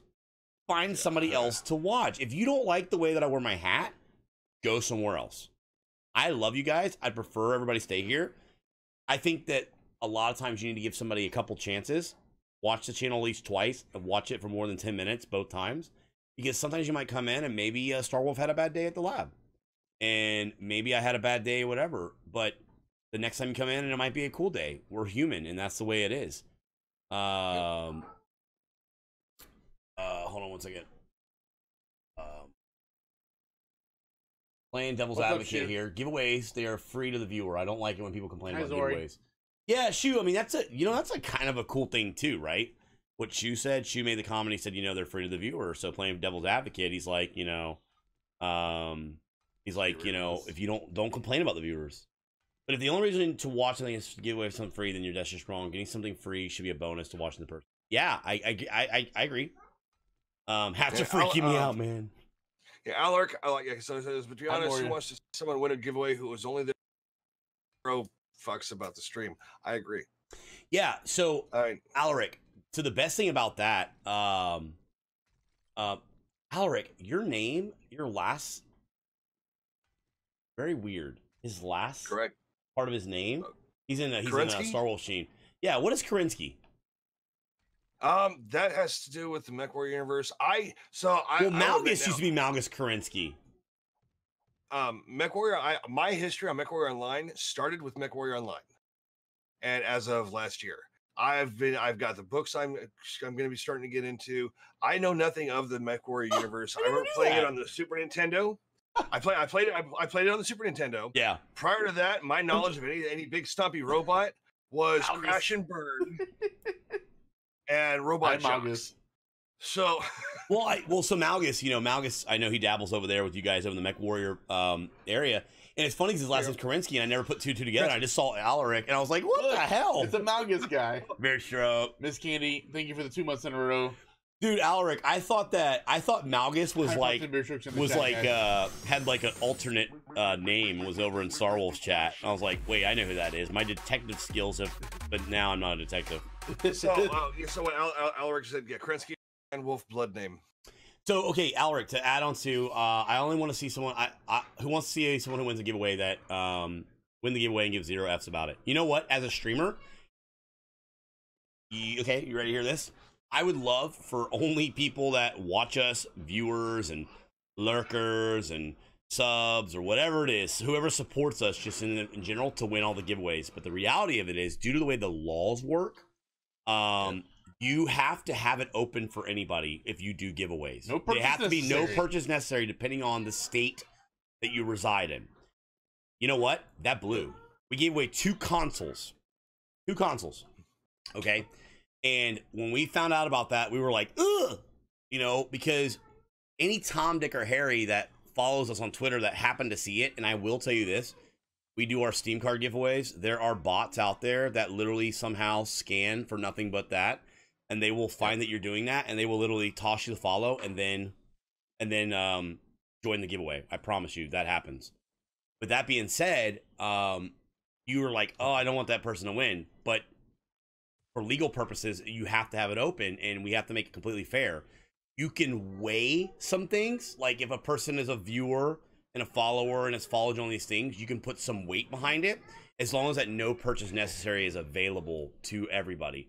So I will not lie though and say that I am happy and dance every time somebody that supports our stream somehow, whether it be a lurk or a follow, ends up being the winner. We're always like, yes, Draxius won. And we're like, okay, all right, sorry.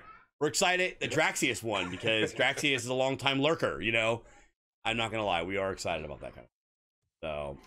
So what I do with I actually have a point system that I use. People on my channel, they earn sticks for viewing.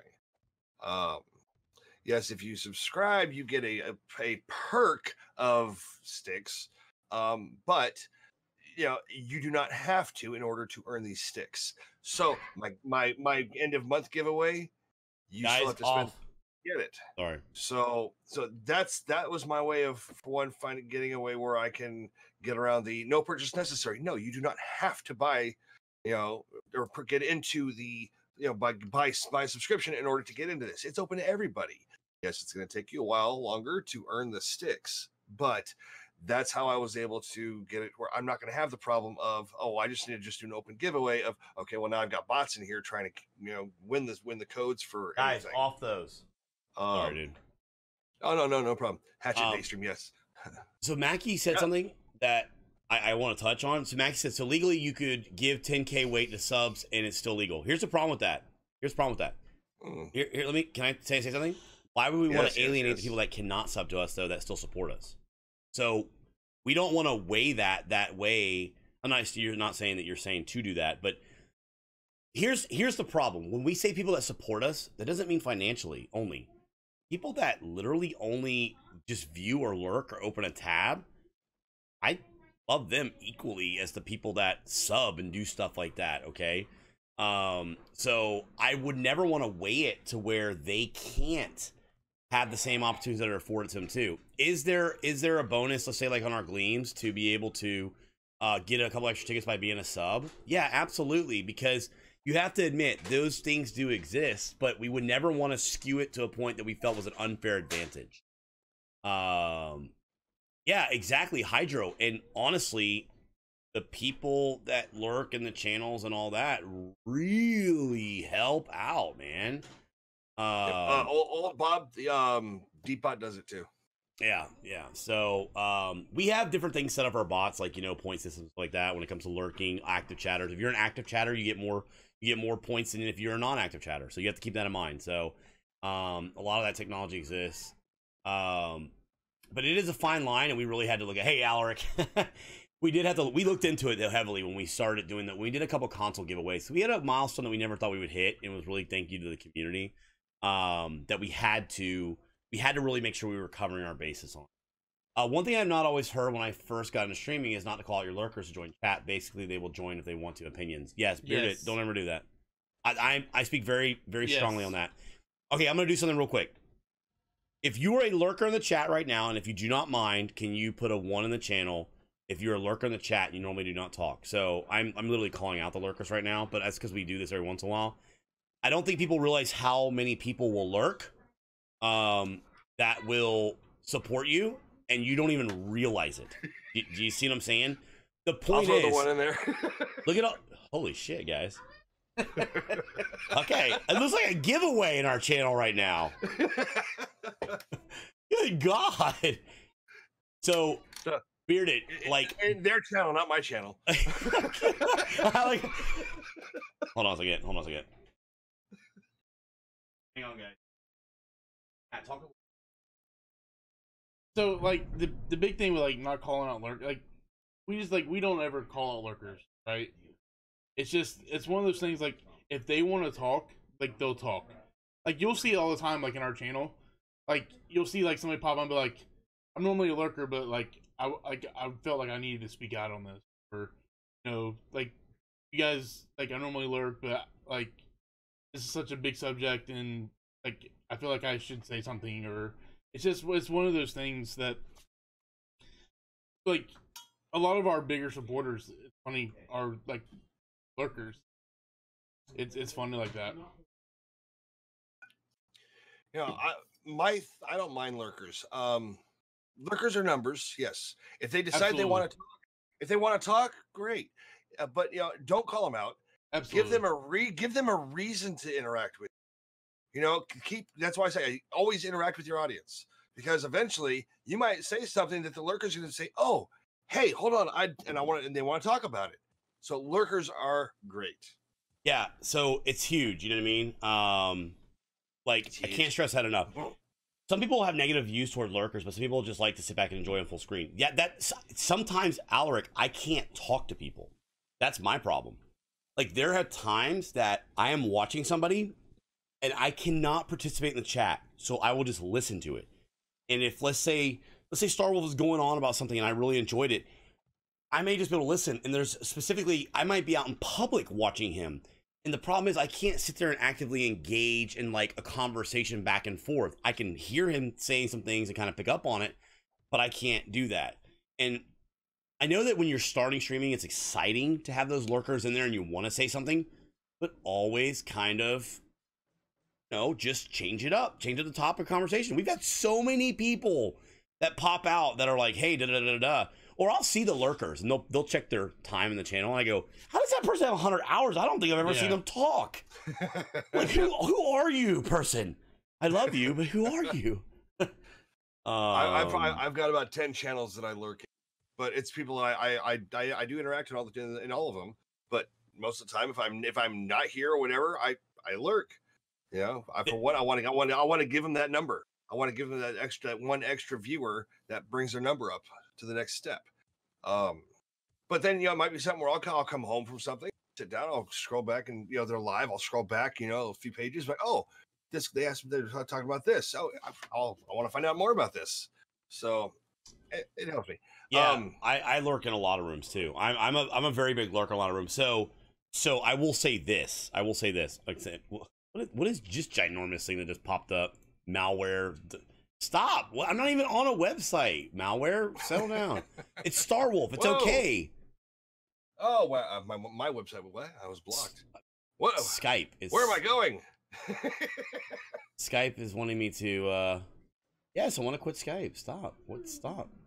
Okay. Sorry, guys. Skype decided to come up and was trying to kick Starwolfe off the screen. Wow. Skype, we don't want you. Go away. Skype is a little jealous right now. We're on Discord video chat. For those of you that have forever telling us to do this for video chat, shut up. So I don't talk in a lot of channels. Can I tell you why I don't talk in a lot of channels personally? I am there to watch the channel, the person that I'm there to see. Okay. There are some channels where I will talk and I will chat and I will say hello. And there are some that I'm more active in than others, but a lot of them, I just want to see like how you Starwolfe malware confirmed. He's hacking into I had to exclude. I had to literally make him an inclusion to continue this conference. No, you can't tell us, Joe, but you're gonna do it anyway. Shut up, Mackie.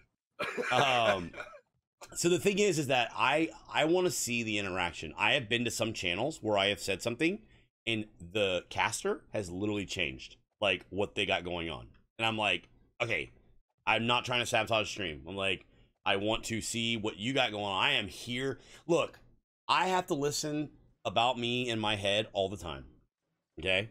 Sometimes I need a break and I don't want to talk about Bearded Guys Gaming. I don't want to talk about Joe. I want to talk about Matt. I want to talk about who I'm watching.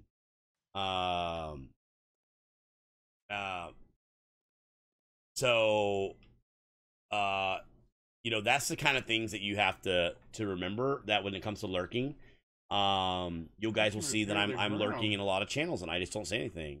I'm in your head, Joe, admit it. I have to do that, and I'm there to watch the streamer that I'm there to watch, and I would love to interact with the community sometimes, but sometimes I just can't. And it's very important to me. So let me ask you this, Starwolfe. Oh crap! Hold on, Juju Shinobi coming in. Follow 49 viewers.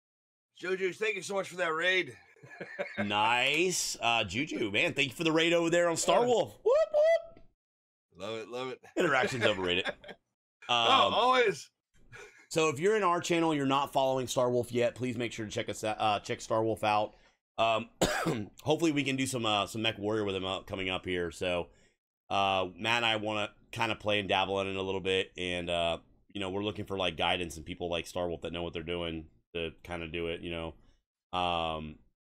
So when it comes to streaming, Starwolfe, what are some suggestions you would give people? Let's say their first month, brand new into streaming the first month. Well, like I said earlier, don't focus on on the numbers. Don't focus on trying to be something you're not. Sit down, go live, have fun with it, enjoy it.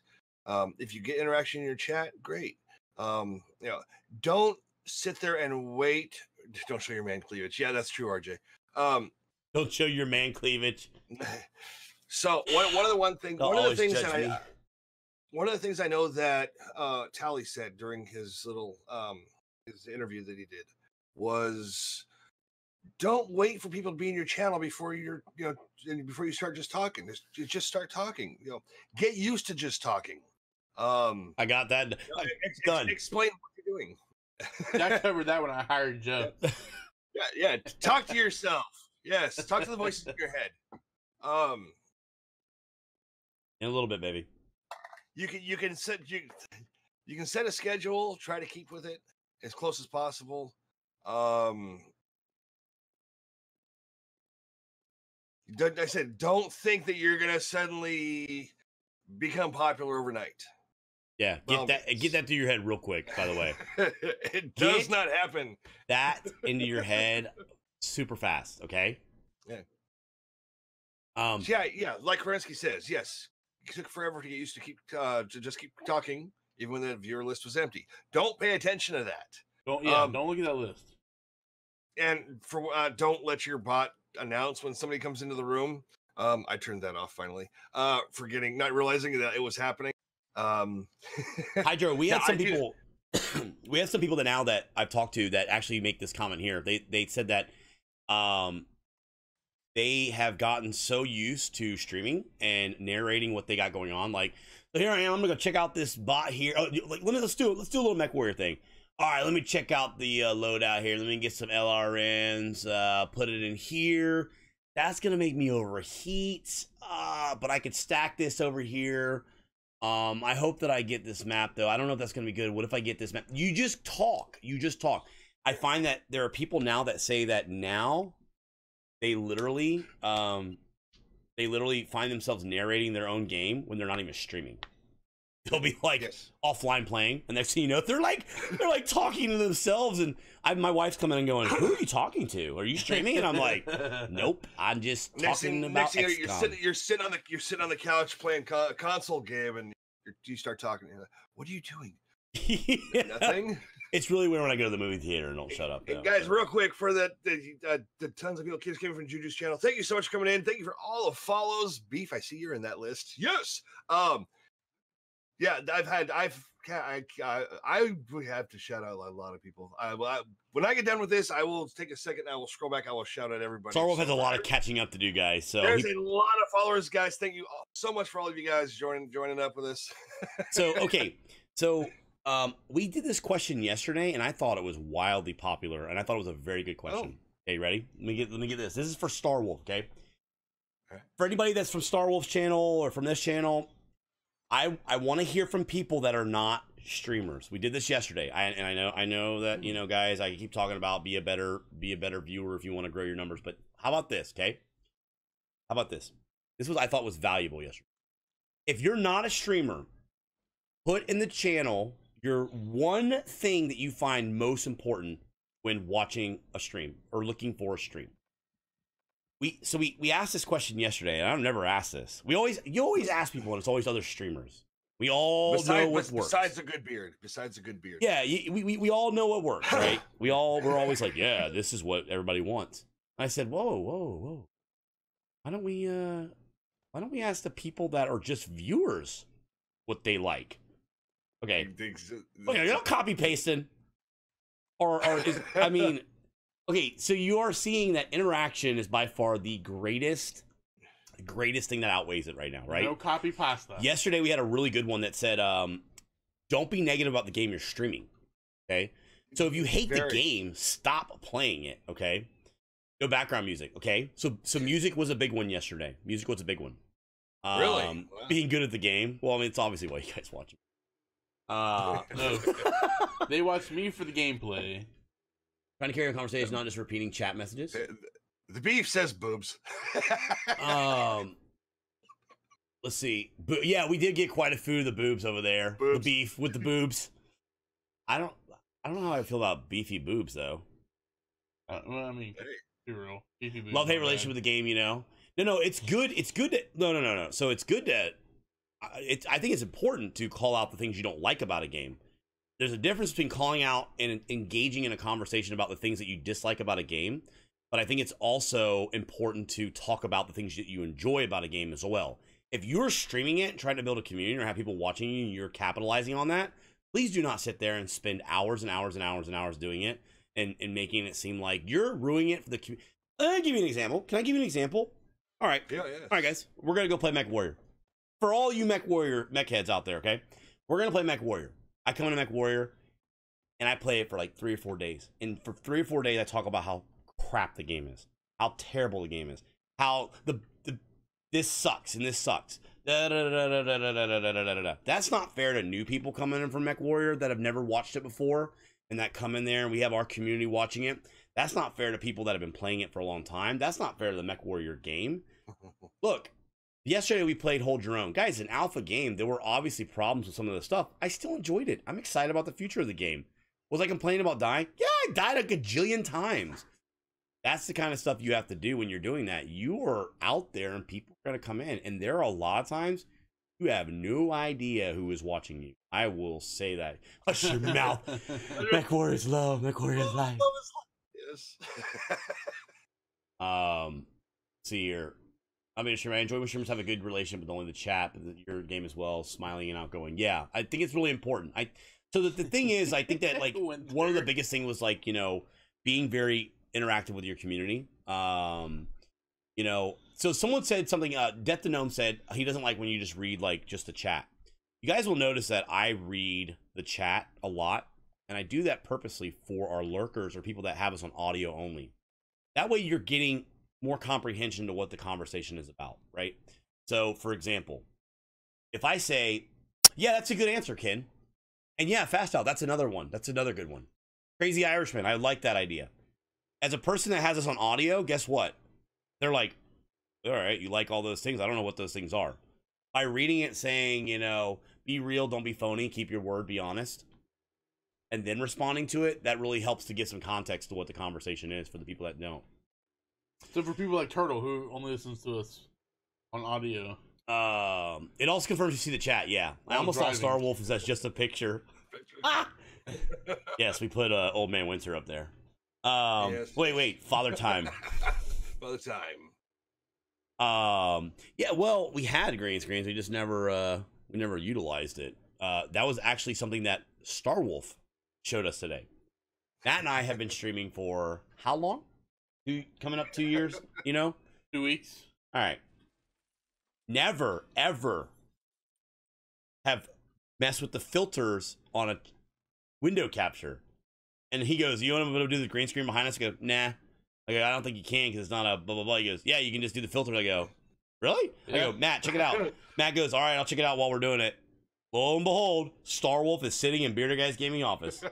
Yep. Of course. Well, yeah. If I turn my so lights. you guys. Oh no! Don't ruin it. You ruin. Immersion broken. So, God damn it! Immersion broken. So, you know this whole thing with like CV. Oh, it just went to a whole new level. Oh yeah. This whole big thing, guys, we have coming up. Oh yeah. I need to get better at reading the chat than promised. Yeah, the thing is, can we say things that make a bad viewer? Number one pet peeve is people new to chat asking if they can join your game. All right, okay, all right. I'm a little nervous doing this. I don't want to piss anybody off. Skippy, just so you know, one of your peons took out one of my turrets today. Hey, so what are your guys' suggestions on things that you do not like seeing streamers do? You do not like... Put one thing that turns you off from a stream. Whoa, that's a lot of flowers. So the one thing, real quick, pet peeves, people new to the chat. People come into the chat, they'll come in to play Mech Warrior, or they'll come in to watch Mech Warrior Online, but if I'm doing group drops, if someone wants to jump in, I'll be like, come on in. Oh, or I'll be like, someone will say, I suck. That's okay. Come on in here. Yeah, it's not here to, What, Skippy? Come here. You're going to be the we're going to be the best. No, we're going to have fun. A lot of cussing, swearing. Yeah, butt crack. Toxicity, butt crack. Negativity about a game or overly cussing or swearing. God, you guys make me super Can I tell you something? You guys make me super self-conscious though whenever we do these questions. Backseat drivers. And I start cussing. Like I am always worried that I cuss too much sometimes. Being totally crude or politics. Know it all, talking egos. Koogman, how are you even watching me? Too much stuff on the Dude, screen. do you not watch our stream? Too much up on screen. I don't like excessively profanity. I cuss, but shoo, some people. Full out meal. Yeah, people that have like, you know, the lasagna. They're like cutting lasagna and spaghetti and they're like eating it. I do not like it when I watch a streamer that is all about the money and does not care about their community. Yeah. We did bring this up though. We did talk about this, Starwolf. That it's okay to make money doing this, guys. Yes. This has become Matt and our job, right? And I think that a lot of streamers, we kind of feel like, oh my god, we shouldn't make money or we shouldn't talk about it, guys. If Starwolf is like, hey, this is how I want to be more streaming, and I love watching Starwolf, and he's like, I can do this now financially if people support and stuff like that. There's nothing wrong with that. I'm glad he can make a living and do it. I would love to do that. And so there's a lot of people I'd like to support. But I get what y'all are saying. It's overly talking about money all the time. Overly talking about like, you know, I come over here and I flash my bills. Like ones, but you know, I get that. Hold on, I got one some thing. change here. So where is it? That's a huge turn on. A huge turn off is getting down other streamers. Never diss the other guy. It's getting down on other streamers. Never diss the other guy. Always pointing out Joe's failures. That's a huge turn on. You have weird fetish, by the way. Wow. I did see somebody earlier in your channel ask kind of an offshoot question about how I feel. Where was it? Ooh, Phil, good question too. Okay, do I vape on stream? For Living Strong asked about it. I do. There's a lot of people that do. It used to be frowned upon by Twitch for people smoking on stream, but they've kind of gone on the wayside of that. I don't mind people that vape on stream. Yeah, it is what it is. It's just like people who are, you know, they drink on stream. It goes back to that thing, Starwolf. Like I said, if you don't like it, don't watch it. Exactly. There are some MechWarrior pilots who I won't watch for one reason or another, because of certain things that they do. Yeah, that's my choice. I don't have to watch them. I can go watch. And it actually means you don't. It doesn't mean you don't like them, right? Like it's just right. You don't enjoy watching that stream for that reason, right? Two things really, really good. Phil said this, and we actually talked about this yesterday, Phil. One thing I hate is, yes, I understand chat can get busy, but when it's not busy, I ask something and the streamer reads what is asked before me and skips me and then reads the next thing with a 5-minute time lapse. Okay, I'm going to explain something to you, Phil. Hopefully you honestly believe this and you understand this. Twitch does not put things in the same order on the chat that you see on your screen sometimes. So, example given. Check this out. There is a chat up here, okay? I got Starwolf over there. I got chat over here. Right here is another chat. And over there is another chat. On all of those chats, 90% of the things will be in the same sequential order. Okay? In the same order that you actually see it on your screen. Yes. There is a 10% gap that you'd be surprised where those things do not go in the same order. So sometimes you'll think that your chat has been skipped. No. And also sometimes the streamer feels that comment is better addressed in a different situation. Give me an example. Maybe I want to take your comment because it was so good and I want to isolate it and do my own topic on it after I'm addressing something else. Does that make sense? So you got to remember that. Don't think that it's not that they're not seeing it or they're not wanting to talk about it. Oh, thank you, dude. Appreciate it, man. Sure, thank you, buddy. Thanks, buddy. Yeah, no problem, Phil. Hopefully that makes sense. I didn't believe it, to be honest with you. At first. And thirdly, on that point, believe it or not, who's in here? Messages also get deleted, unsent sometimes. 100%. You may send it and you may see it in your chat, but it may not get actually sent. Yep. You can. I mean. Sweetie goodness. I've seen it where I know, right? She has better hair than me too. Where I've had multiple chats up where you may see it in this chat and it not be in this chat. And then honestly, sometimes it does get missed. Yeah, ask Turtle. Like we'll answer a question and he may not see it like on mobile chat. Yeah. And sometimes we miss it too. That's the reality of it too, right? You know, as streamers, we're gonna miss things sometimes. Now, somebody asked a good question about this. I'm going to get Starwolf's opinion on this. Because I think that there's something that's maybe missed on this this other point. Let's see here where it went. Cam, you asked this question. How about streamers' privileges, like when Asmongold uses viewer raids to gear himself? Can I get that? So, what are your feelings on that? Can I tell you something? Viewer raids. Go ahead. As a streamer, I actually am not a fan of that. I'll tell you why. I don't get to play the game. Give me a good example. Sometimes I get into, like, when I played Imperium for the first time, everybody was so excited to play it, and they were excited we were playing it. We were playing with viewers. People were just giving us stuff, right? We're not experiencing the game. We don't get to see it. So it actually is not as fun sometimes. But then think about the alternative. Play 7 Days to Die a lot. We have Gautini that comes on and farms a bunch of stuff. Aren't some of you guys grateful that she does do all that extra work for the stream? So MechWarrior Online, for example, to give you a good example. What if somebody came in and... Jesus... Passed out. Sorry. My face. Passed out. Okay, can we get some hype in the chat? Thank you very much, Fast please? Out. God dang it, Fast Out. Now I gotta update the thing. Odd number. What did he say? Joe loves odd numbers. The king lives again. Yes. Just because Joe loves odd numbers. Hate you, Fast Out, sometimes. I love you, Fast Out, but at the same time, I major disdain when I go to put your numbers in sometimes. So, thank you, my dude.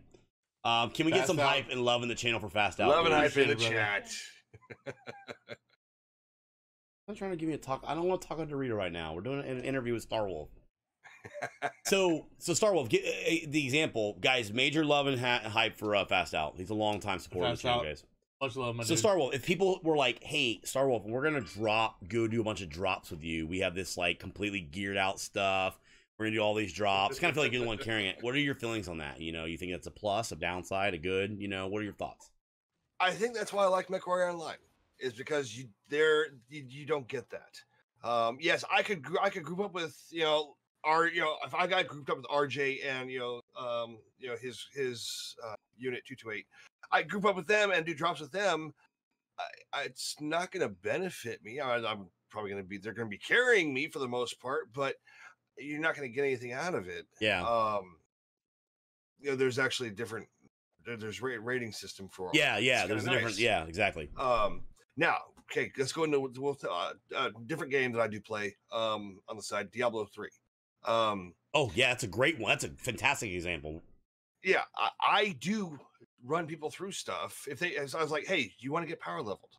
I'll offer that to people if they want to, on the side, off stream, whatever. Hey, let's go have some fun. Let's go do this, go do that. I used to do vault runs all the time for people, just because people have done it for me. Now, the thing is, okay, I actually want to experience the game beforehand. Yeah, see, that's my feelings. So to me, I like experience the game first.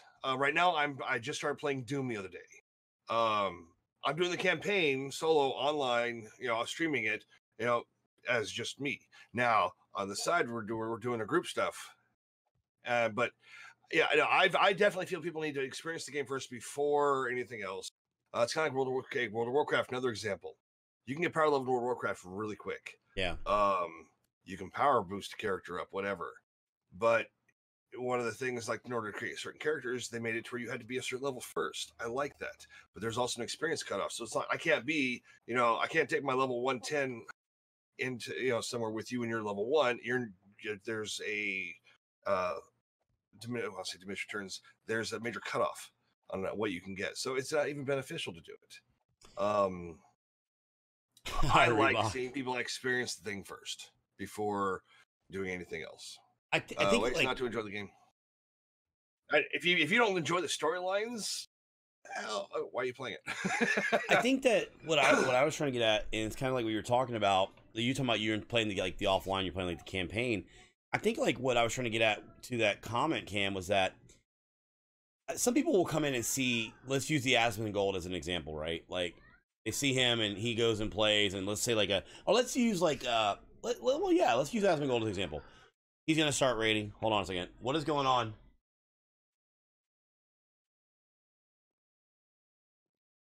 Dagger, get away from him. Man, sorry guys, real life right there happens at you fast.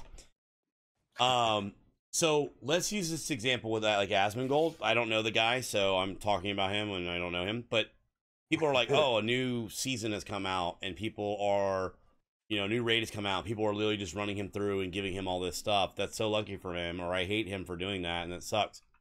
Sometimes it's not always what we're looking for as well as the people. We just can't help it that they do that purposely. People want to help out or are passionate about helping out, and then there are times that it is beneficial for the stream or the content in general, and you got to kind of remember that, that there is a other side to that coin sometimes from what you're seeing. It goes back to the backside of the side that you don't see behind the curtain when it comes to streaming. You see the stream, it's all cool, and Starwolfe does all this stuff, but you don't see the stuff he's having to do. Like, Matt and I'll play the game, and we grind offline on some games because we don't want to subject the chat to it all the time, like so much of it, And it's just that, depending on the game, depends on how that's going to work out. I like being an ignorant virgin when playing a game. Yeah, I think that also, Skippy, like, that really helps with, the like kind of the reaction and like what happens with with like gameplay, like the interest of it. Sometimes seeing someone's first reaction to a game is exciting. Like Sniper Elite, I never played it. I watched it a couple times, thought it was really cool, and then we didn't play the campaign until stream, so I didn't get my first testicle shot on Sniper Elite until stream, and I thought I was gonna jump for joy like I did. It's like, because it was so cool to see. So I don't know why ruptured testicle is cool to me, but it really is. So so guys, we have Starwolfe in the channel. Starwolfe is part of the Beer Brigade. He is a mech warrior. He is headed to well, he's not a mech warrior, but he's a mech warrior streamer, primarily. Does some other things, and he's actually going to be going to MechCon, and as a VIP, we're really excited about that. We're excited for you about that, man. That is really cool. We're hoping to see some really cool things come back. I'm anxious to have you like come back and tell us like what happened out there and all that kind of stuff. I'm streaming the entire event from my phone. I actually bought a very heavy battery pack I'll be keeping with me. I plan on streaming the entire time. That's plus awesome. Plus the well, maybe it's the entire event will also be streamed on Piranha Games Twitch channel. So okay, so that being said, like I'm gonna tell you right now, I've never been to a MechCon. I played Mech Warrior a long time ago, so I don't pretend to know a lot about it. I remember that it was cool as hell when it came on Windows. I thought it was badass, and I couldn't believe that for many years I never heard about it or did anything with it until like one day one of the streamers I watched starts playing it, and I was like, the game's still around. I was like, and it looks better, and you could put a Cuban flag in the pilot inside your cockpit. Totally getting a Cuban flag and putting it in my cockpit. But that right there, now I'm going to tell you, I watch Impaler play the game, okay? I watch Starwolfe, and I watch Bainstorm play the game. When I get an opportunity to watch it in the times work, they're the ones that I'm going to go to when I go to start kind of learning more about the game. Matt and I are going to play it. We're not going to like become like, Mech Warrior all-time streamers, but we, the No Guts, No Galaxy guys were terrific. Gave us some stuff to try it out, and I'm excited to try it out. And I mean, not even, entrenched in that community, and they're Mech Warrior 5. I've heard people talk about it. It's there's currently a 10-minute the first 10 minutes of gameplay video out there. Yeah. Okay, well, hold on a second. Isn't there a turn-based version of Mech Warrior out now? Battletech. Can I tell you something? I've gotten to where I love XCOM. Love XCOM. Yeah. That's a game I can play myself. Is that something like that I would like? Is similar to that? I haven't played XCOM. I think I've got a few of them from things I've picked up on Humble Bundle. Turn-based Battletech. Okay, I see it right here. I would love to play that. It is turn-based. It's basically the tabletop brought into PC. There are changes and stuff. From what people have told me, there are changes where it's I would love that different. Hydro. But yeah, it's coming out next year. It is still in beta. Yes, it's supposed to be out next year. Hairbrain Scream is the ones who are doing it. Yes, yeah, RJ doing a 1v1 and turn-based BattleTech game this evening at 5:30. Nice. Cool, dude. So, cool. So there you go. Definitely hit up RJ for that. A lot of us streamers got in our we got invited to the beta. I think there's they do have a multiplayer added to it now as well. That's cool. So it is. I would like to check it out because so to tell you how I hate RTS. I got out of RTS a long time ago. However, I like this game because it actually brings the Stop Your Robots in. And I like it. Mega Mech. Okay. The interaction on it is great. I'm pulling up the things in the chat saying. All right, I got it pulled up, man. Thank you, Alric.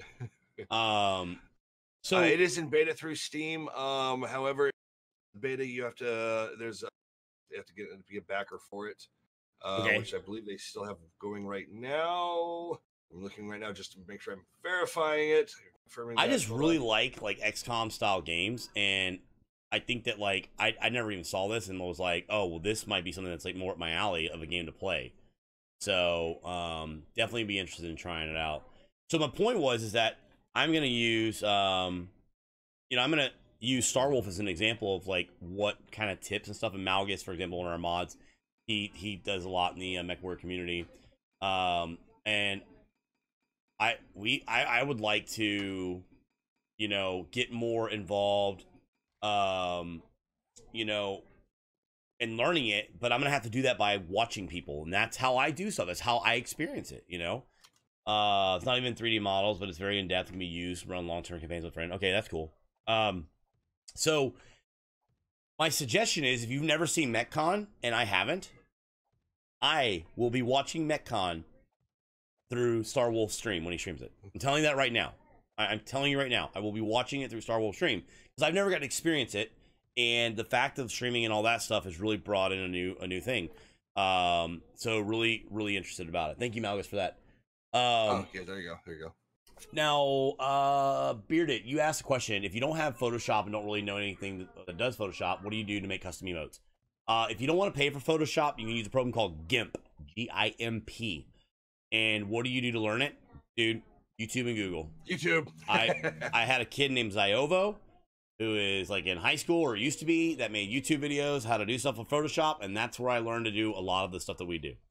So I don't use GIMP. I use Photoshop. We pay for Photoshop for the suite, but we also use it because it also helps with taxes. Product game stream as well because they will be covering all the special events. Yes, definitely, RJ. All right, somebody on my over my channel, Mech Shadow Beast. I'm looking right now, and it's like the beta, the actual beta portion of the backer is no longer available. Oh, I do see the 30. I see the 35.45. I am not seeing the $60 that would include the beta. I'm gonna have to wait then. Not necessarily. Not necessarily. Ruined. All right, hang on. I need another. I'm sure we could talk. I need another moment. Go ahead.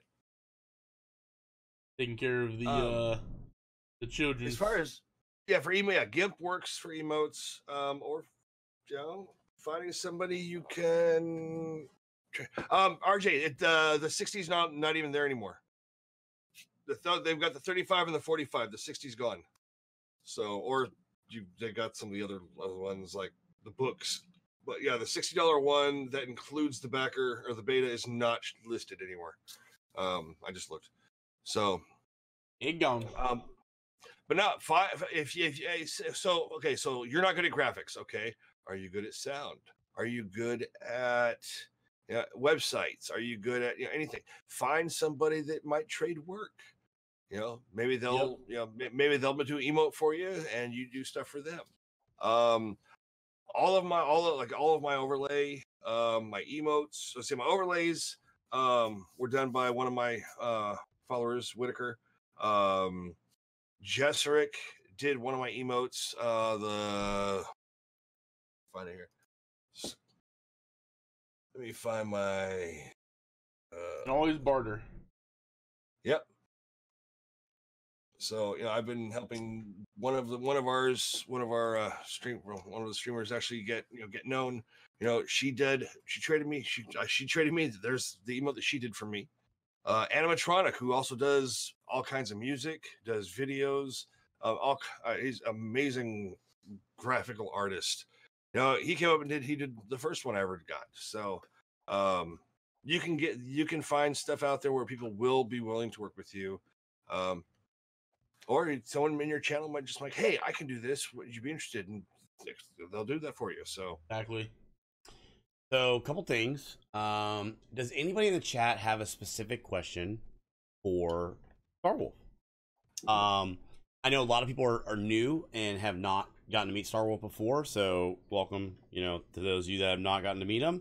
He is a member of the Beer Brigade, guys, an awesome dude. Seriously, he really is. Probably one of the members that we probably have not a whole bunch of interaction with. Just like I said, again, it goes back to like time frame. and we stream a whole different game. Like a lot of times we're in a whole completely different game, so that being said, that tends to make it like that. And that's why it's important for us to have our Discord and for us to have a location to talk and for us to do these spotlights. The idea was to get people to know Starwolfe a little bit more. Do you like to pitch or catch? Because I'm going to be his roommate at MechCon. I need to know this stuff. Well, okay, so real quick before that, RJ, shut up.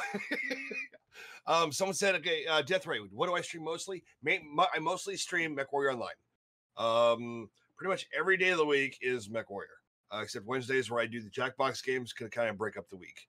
Thurlos, do I play 7 Days to Die? I do have it. I have played it. I played it with Banestorm on Red Mage's server. I took over a police station, made it my big, huge mansion. It was great. I haven't been back on there in a long time. But so RJ, so now to answer RJ's question. RJ, I want to be throwing. I'm going to be pitching a lot of crap from my side of the room over onto you when your ass is drunk in bed, passed out. Okay. I mean, you see the ones where they balance little things on people when they're drunk and passed out in bed. I want to stack furniture on you and get a photo. I'm going to take a picture of that. How's that? All right. RJ, he's kind of a big dude, right? Like, so I was gonna say pitching, but dude, I was gonna, but some big dudes catching too. So hold on, Alaric asked a really good question. He said I posed a question the whole streamer viewer relationship. I'm a very small streamer who just this month got my first 6 subscribers. I'm at an impasse as to what viewers typically like to have as emotes, as I can only create 1 right now. So let's get your opinion on that. Starwolfe, what is your opinion? So, mine is based off of my theme. If you have a theme for your stream, base it around that. Now, Rival Stud, they're your new sub. Thank you, Rival. So, thank you, my dude. Enjoyed the Battlefront yesterday. Sorry. Yeah, stoke those beautiful. High marks and stuff in the chat, guys. Oh yeah, RJ, no problem, man. Glad to have met you too, man. Have a good one, RJ. I'll catch you later on. It was a really difficult thing for me because I only have the 2 right now. As you saw, I've got. Let me pull my emoticon thing back up here. I only have the 2. I've got in the proper. No wait, where'd it go? Hold on. Got to copy and paste this to the right chat. There you go. Those are the 2 I have right now. Now, where I have to sit back and say is, okay, which one are my viewers going to want? Because majority of your subscribers are going to fall into the Friday night category. Okay, so they get a debug. Okay, you're going to have the occasional $9.99. Okay, what emote do you want to make that's for that? Because you want to make something that's unique to them. So that's where I came up with the Howling one. Now, I do have $24.99 subs as well. And I'm like, what on earth emoticon am I going to make are we going to have for that one? It becomes difficult because unlike people who are partnered where they have all of their ones, yes, we do have to sit down and kind of pick out what we think they'll like. You have other options where you could do things like Discord. Discord's got their own emotes. You can go over and Game Wisp, do emotes through there. Trying to pick it out, it comes down to it's your choice. It really is. Do something that is definitely based around the theme of your stream. Obviously, I'm not going to go and grab some weird ass emoticon idea from somewhere else that is totally off and has nothing to do with what my stream's about, which in my case, I'm Starwolfe. Yes, it's the Wolf's Den. So yes, it's all about the wolves. Try to keep it based around that. I think they'll be more appreciative of it. And also when you go somewhere else and I'll throw your the emoticon pops up in the channel, hey, that's yours. You'll recognize it. So, kind of like Darren's salute right there from Kamikaze. Yeah, so I'm gonna add on to that.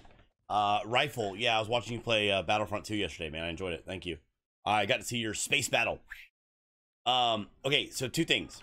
Let me add on to this, okay? So my perspective on it. First thing, for partners, it's a little different. I would say, if you're asking from a partner's perspective, how would you approach it? Here's how I would say it. You got to have these standardized generic emotes that people are going to use in other channels. That's important. So a heart, a high, a hype. Those are generalized emotes that you're going to have that you need to have out there, because if you have emotes that can be used in more channels, the better the benefit for you, the better the benefit for your viewer that is subscribing, because they're able to use these emotes. They can use a hype emote somewhere else, right? Obviously, stay with your theme, okay? But Matt and I will have some emotes, for example, that are pretty generic. We have a hype. We have the heart. We have the lurk. We have the high. We have a math and a for science and a rip, okay? These are the common universal emotes that you can actually take care, Hydro. Thanks for tuning in, man. You can take these emotes and use them in most people's channels, okay? And then what happens is, then we start to do the customized ones where it gives us an opportunity to kind of take our channel and really cater it to things about our channel. So these emotes right here allow for us to kind of showcase, that is, you know, beard stroke. That is our thing, right? That we do on Twitch. I want people to know that beard stroke is what Bearded Guys Gaming does. There's a lot of bearded people. There's a lot of bearded people out there. So how do we differentiate between that? Okay. So you have that right there. And then you start to get into what you call like the really fine-tuned emotes that cater specifically to just your channel alone. Okay. And that's like some of these right here. I say guys a lot. BGG is great to go out and show people. We play a lot of 7 days. We break our legs a lot, and my wife comes in. So now you're really starting to kind of break down. And so you've given your subscribers a slew of emotes to use over here that are for the general purposes in other channels, but it has your theme. And someone might go, man, you know, I really like that hype. What is that? Hover over it. It's Bearded Guys Gaming. So that's the partner standpoint. This is a business opinion too that I'm giving you on this. Now, let me talk to you about the affiliate opinion on this. I've had a lot of people ask. Thank you for the host. I've had a lot of people that have asked me about the affiliate opinion on how to do their emotes. I'm gonna be honest with you guys. I've thought a lot about this, gone back and forth. Dude, I read that as Sir Spoony. Not Sir Spoony. I was like, Sir Spoony? I was like, Sir Poony. I was like, what in God's name does that mean? Sorry, I have it small on my screen. But when it comes to the affiliate emotes, I'm gonna tell you what I really find to be an important emote, okay? You guys are limited to having only certain emote slots. So I've had some people say this. Oh, well, we only get one emote. Guys, for a long time, affiliates didn't get nothing. So yeah, let's be excited about the emotes we got, because I'm excited that you guys got them, okay? I think after some time now for the affiliate program has passed, and we have seen affiliates out a little while, and I've seen different emotes. I find the most effective affiliate emote to really be your standard emote to be your logo, some type of branding of your channel, okay? That's what I like to see. I think it is the greatest way to expand your brand as an affiliate, okay? You go on the channel, how did I say? Be a good viewer, right? Be a good viewer. Sam. Go into a channel, hi, and then your emote. Hi, and then your emote. You get affiliated with it, and people are seeing hi, Starwolfe's brand. And that is really the way to go with it. in my opinion. I think that is the best way for affiliates to do that. You are limited by the amount of spots that you have. And I think that is definitely a good way to approach it from an affiliate standpoint, from a business perspective, from sitting outside the box and saying, hey, what is the best way to handle these things? So hopefully you guys find value in that. I will talk about the tier emotes now. So if you're a mega streamer that has the ability to change your emotes out a whole bunch, and you can go with like whatever the flavor of the month is, you know, the 3 emotes where you put the 3 emotes together, they make one picture. That's pretty awesome, and those are cool. And there's not really a penalty to doing that, but a lot of times we have to be really careful with our emotes, what we have, what's the best thing to do. Yeah, it is 27. We have to really kind of make a good business decision on what's the best thing to do with our emotes. You know, what people want to use these emotes and not. While the $9.99 and the $24.99 are more support, some people make it to where those emotes are super exclusive, and they'll put like an emote that is super special on the $24.99, which is nothing wrong with that, right? But what happens is that I've seen affiliates where they take like, you know, their heart and gate it behind like the higher tier. I think that overall, the better thing to do is to do the multicolored. Again, this is opinion based, so you guys might be like, I don't like this opinion. But I've always been a fan of, like, let's say we do, like, for example, ours, it's a regular beer stroke, then a silver, and then a gold, and just denotes the different tiers. But it didn't make the gold and silver something that nobody could have. Everybody can have our hype emote. Everybody can have our beer stroke emote. Everybody can have our emotes. If you want a different variation, the color to signify that, then we just do the different colored tier. As opposed to making an emote that is solely exclusive to only that. That makes sense? That's our opinion on it. Again, doesn't make it right, but it makes it how we approach it. Yeah, and definitely being partnered, having the more variety of emotes makes it easier than being an affiliate where you only get 3 total. So. It was a popular question when we first started the affiliate program. A lot of people would come at us and they say like, "Hey, what should I do for my 3 emotes?" I was like, "I don't know, you know." Well, when they first announced it, I was sitting there thinking about it. I'm like, "What am I going to do?" And when is it? This is going to go live, and then the day it went live, I was part of that very first group. Yeah, that's awesome. They got affiliate. I got my first sub like right when it happened. 9 hours before I even streamed. I'm just like, really? I'm not even live. I haven't even streamed yet today, and already this morning I have my first sub, and it's like I have no emotes. I'm like, damn it. That's so cool though. So does anybody have any questions for Starwolfe? Any more questions they want to ask him about, let's say, like Mech Warrior, or his opinion on streaming in general, his thoughts of, you know, Matt and Joe, or just anything? And Starwolfe, do you have any questions or anything you want to hit? I've got none. But, I mean, okay. If your viewers definitely have any, bring them, Brett, please. So the point of this spotlight and these spotlights is to showcase members on our team, okay? So I want people to see Starwolfe that have seen him for the first time thinking, like, this guy was super cool and super nice, you know? And I want to check out his channel. Do me a favor. Please make sure that you are following Starwolfe, that you are checking out his channel. As we've done these things, we've gotten to know more people. It's really cool for us. We want to have people, you know, we want to have people come back and do more of these spotlights. And we like to do like where we have a couple of members on the team and actually not be in a game and maybe go to game shows and talk with people. What are the hours for Starwolfe? Yeah, what are your hours? Talk about that. So my schedule is Monday through Friday. I start at 9 p.m. Pacific Standard Time. That's the time my stream starts. Friday nights, I tend to end whenever I'm passing out. Last night it was supposed to be midnight. However, it happened until like 2:30 in the morning, and then I was up at 5. Normally though, weekends, I start at some point in time. I end when I'm ready to pass out. Sundays, I start sometime in the evening and I end at midnight just because I have to go back to work Monday morning. So most of the time, it's always evening Pacific Standard Time. I am adding in I'm trying to add in Saturday and Sunday around noon Pacific Standard Time, just for something other than Mech Warriors. So if anybody wants to come watch a different game, that's when I'll be trying to do those. But the majority of the time, 9 p.m. Pacific Standard Time at night is when I will start playing Mech Warrior. So the question is this: do you have a schedule put up somewhere on your site? Yes, I do. I Nice. actually have a calendar where I'm actually adding things in Cool. on a regular basis now. So like I Cool. said, I have my noon stream, and I have the VIP stream happening tonight that is posted.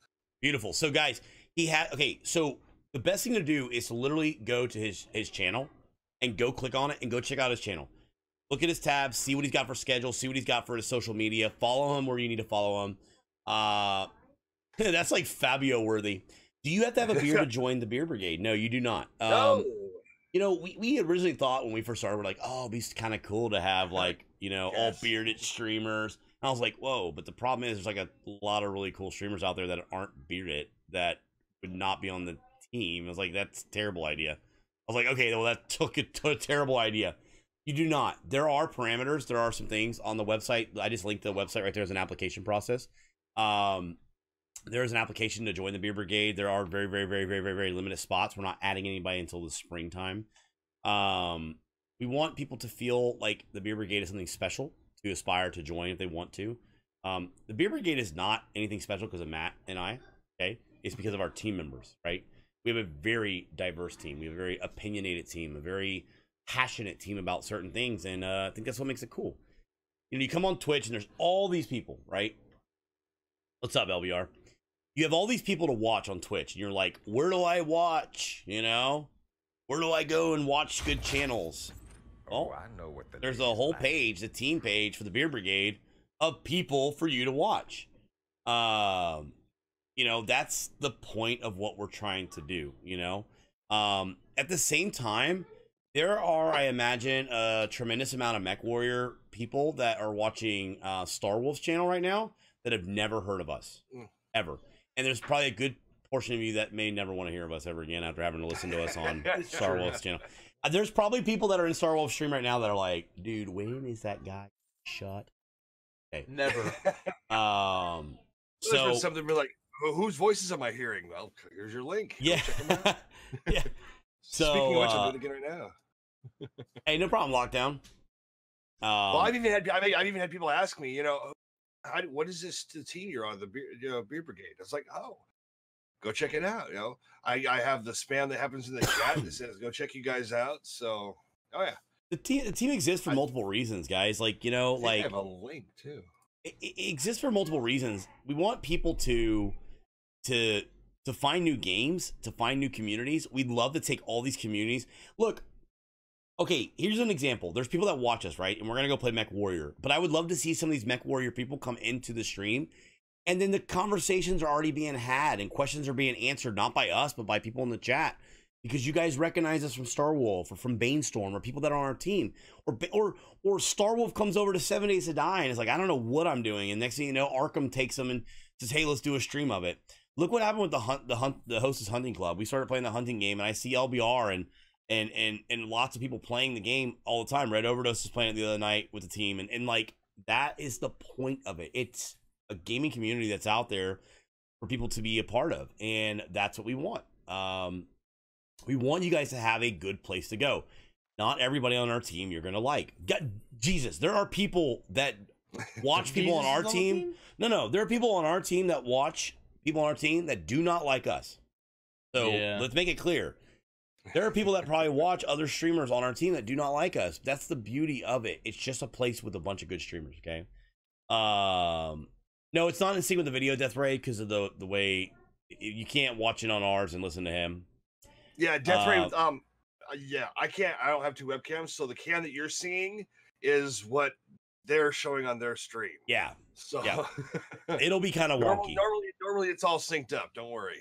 So, but again, guys, we really appreciate Starwolfe. We appreciate you coming on, bro. It means a tremendous amount. We're really excited. I'm hyped for your MetCon stuff, so we'll make sure to be paying attention to it and see what's going on with it. I'm very, very excited about seeing some of the stuff there. Like I said, you know. Me too. Those guys from No Guts No Galaxy, they were super nice to us, and we were going to stream it on our 24-hour stream. We didn't get around to it because of the LBR, thank you for that LBR, sub. thank you for the 11 months. Yeah, Guys, 11 months. I parked some beer jokes in the chat. Hold on.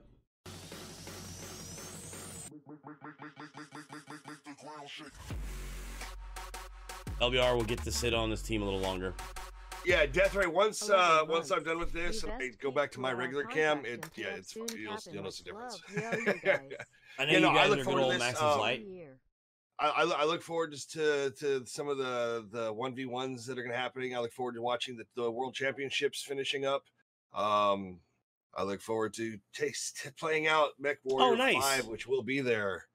Yeah, it's going to be an event to remember. Mode, I just dropped you a follow, my dude, so I can check you out as well. We'll check out the stream. So again, please go follow Starwolfe, go check him out, and yes, most importantly, like Malga said, thank you for getting up early today, man. For the Yes, much Oh, appreciated, dude. like I said, when you were saying, hey, you want to change it's your spotlight, it's your guys's run the spotlight. So I'm like, I'm going to come do it for your time because it's to introduce me to your viewers. So, yep, that worked for me. And like I said, I got an hour and a half ish of sleep. So, yeah, I'm probably going to. Like I said, I plan on stopping at midnight last night, and then Master Bear Claw came in and did a host, which. Oh crap! Okay, so I'm gonna stay up for a while longer. Yeah, I've been there. Else We've come been and there, host, dude. like, Oh, yeah. Stop! It's like I love the host, but stop hosting. And like right as I said, okay, I'm gonna go host this person, I get another host. It's like, hey, thanks for joining. We're going here. Yeah. So, but no, well worth it. Well worth it. And like I said, I finished a cup of coffee. Thank you, Big Bear. By the way, Monster, the imports are my favorite. Oh, I've never seen that. Uber Monster. Yes, it's actually a brood. It's a brood monster. Listen, I might look. I've got some I can only handle tea, so I got my Monster Rehab here. So yeah, I saw. I remember you earlier. You said you're the rehab. So yeah. No, so yeah, are you streaming today? More? I will be here in about 3 hours. I'm going to be streaming some Legends, which is anybody who's played Elder Scrolls. It is a customized. It's a trading card game. Cool. So they brought that out. Monster is gross. It's an acquired taste. But yeah, for my daytime stream today, I was going to be doing Overwatch and keep talking and nobody explodes with the variety streamer Jesserick. However, she's got stuff going on, so that got moved to tomorrow. So today I'm going to be doing Legends. Okay. And then tonight at 7 p.m. it's going to be Mech Warrior with the VIP stream. Going to be hosted over in RJ's Discord. A lot of the VIPs for MechCon are going to be there. I think there's going to be some of the devs, and I think maybe even another couple other special guests. We'll see. Nice. But that's the big event for tonight. So, well, guys, yeah. That being said, we're not streaming tonight, so there's somebody to watch. So right there. Now we're gonna finish this. We're gonna wrap up the spotlight. Matt and I are now gonna watch the 7 Days to Die video that Joel put out and commentate on it. So do not go anywhere. Again, dude, much love. Thank you for dealing with the technical difficulties and getting up early, man. It means a tremendous amount. I appreciate it, dude. Love having you on the team, dude. We're excited to kind of do more with you, especially with the Mech Warrior Online stuff. We will probably hit you guys up after you guys get back from MechCon before we start dabbling in it a little bit, okay? Oh yeah, I'll have Haven Kendrick with me Sunday night after MechCon when we get back. He's staying again till Monday. So Sunday night we'll be doing a stream and we'll be talking all about it. Sweet, dude. Well, much love, man. Appreciate it, guys. Beard strokes in the Appreciate chat it, for Starwolfe. Tell him thank you very much, and we will see you. We'll talk to you soon, okay? See you guys later on. Thank you again so much. All right, man. See you guys.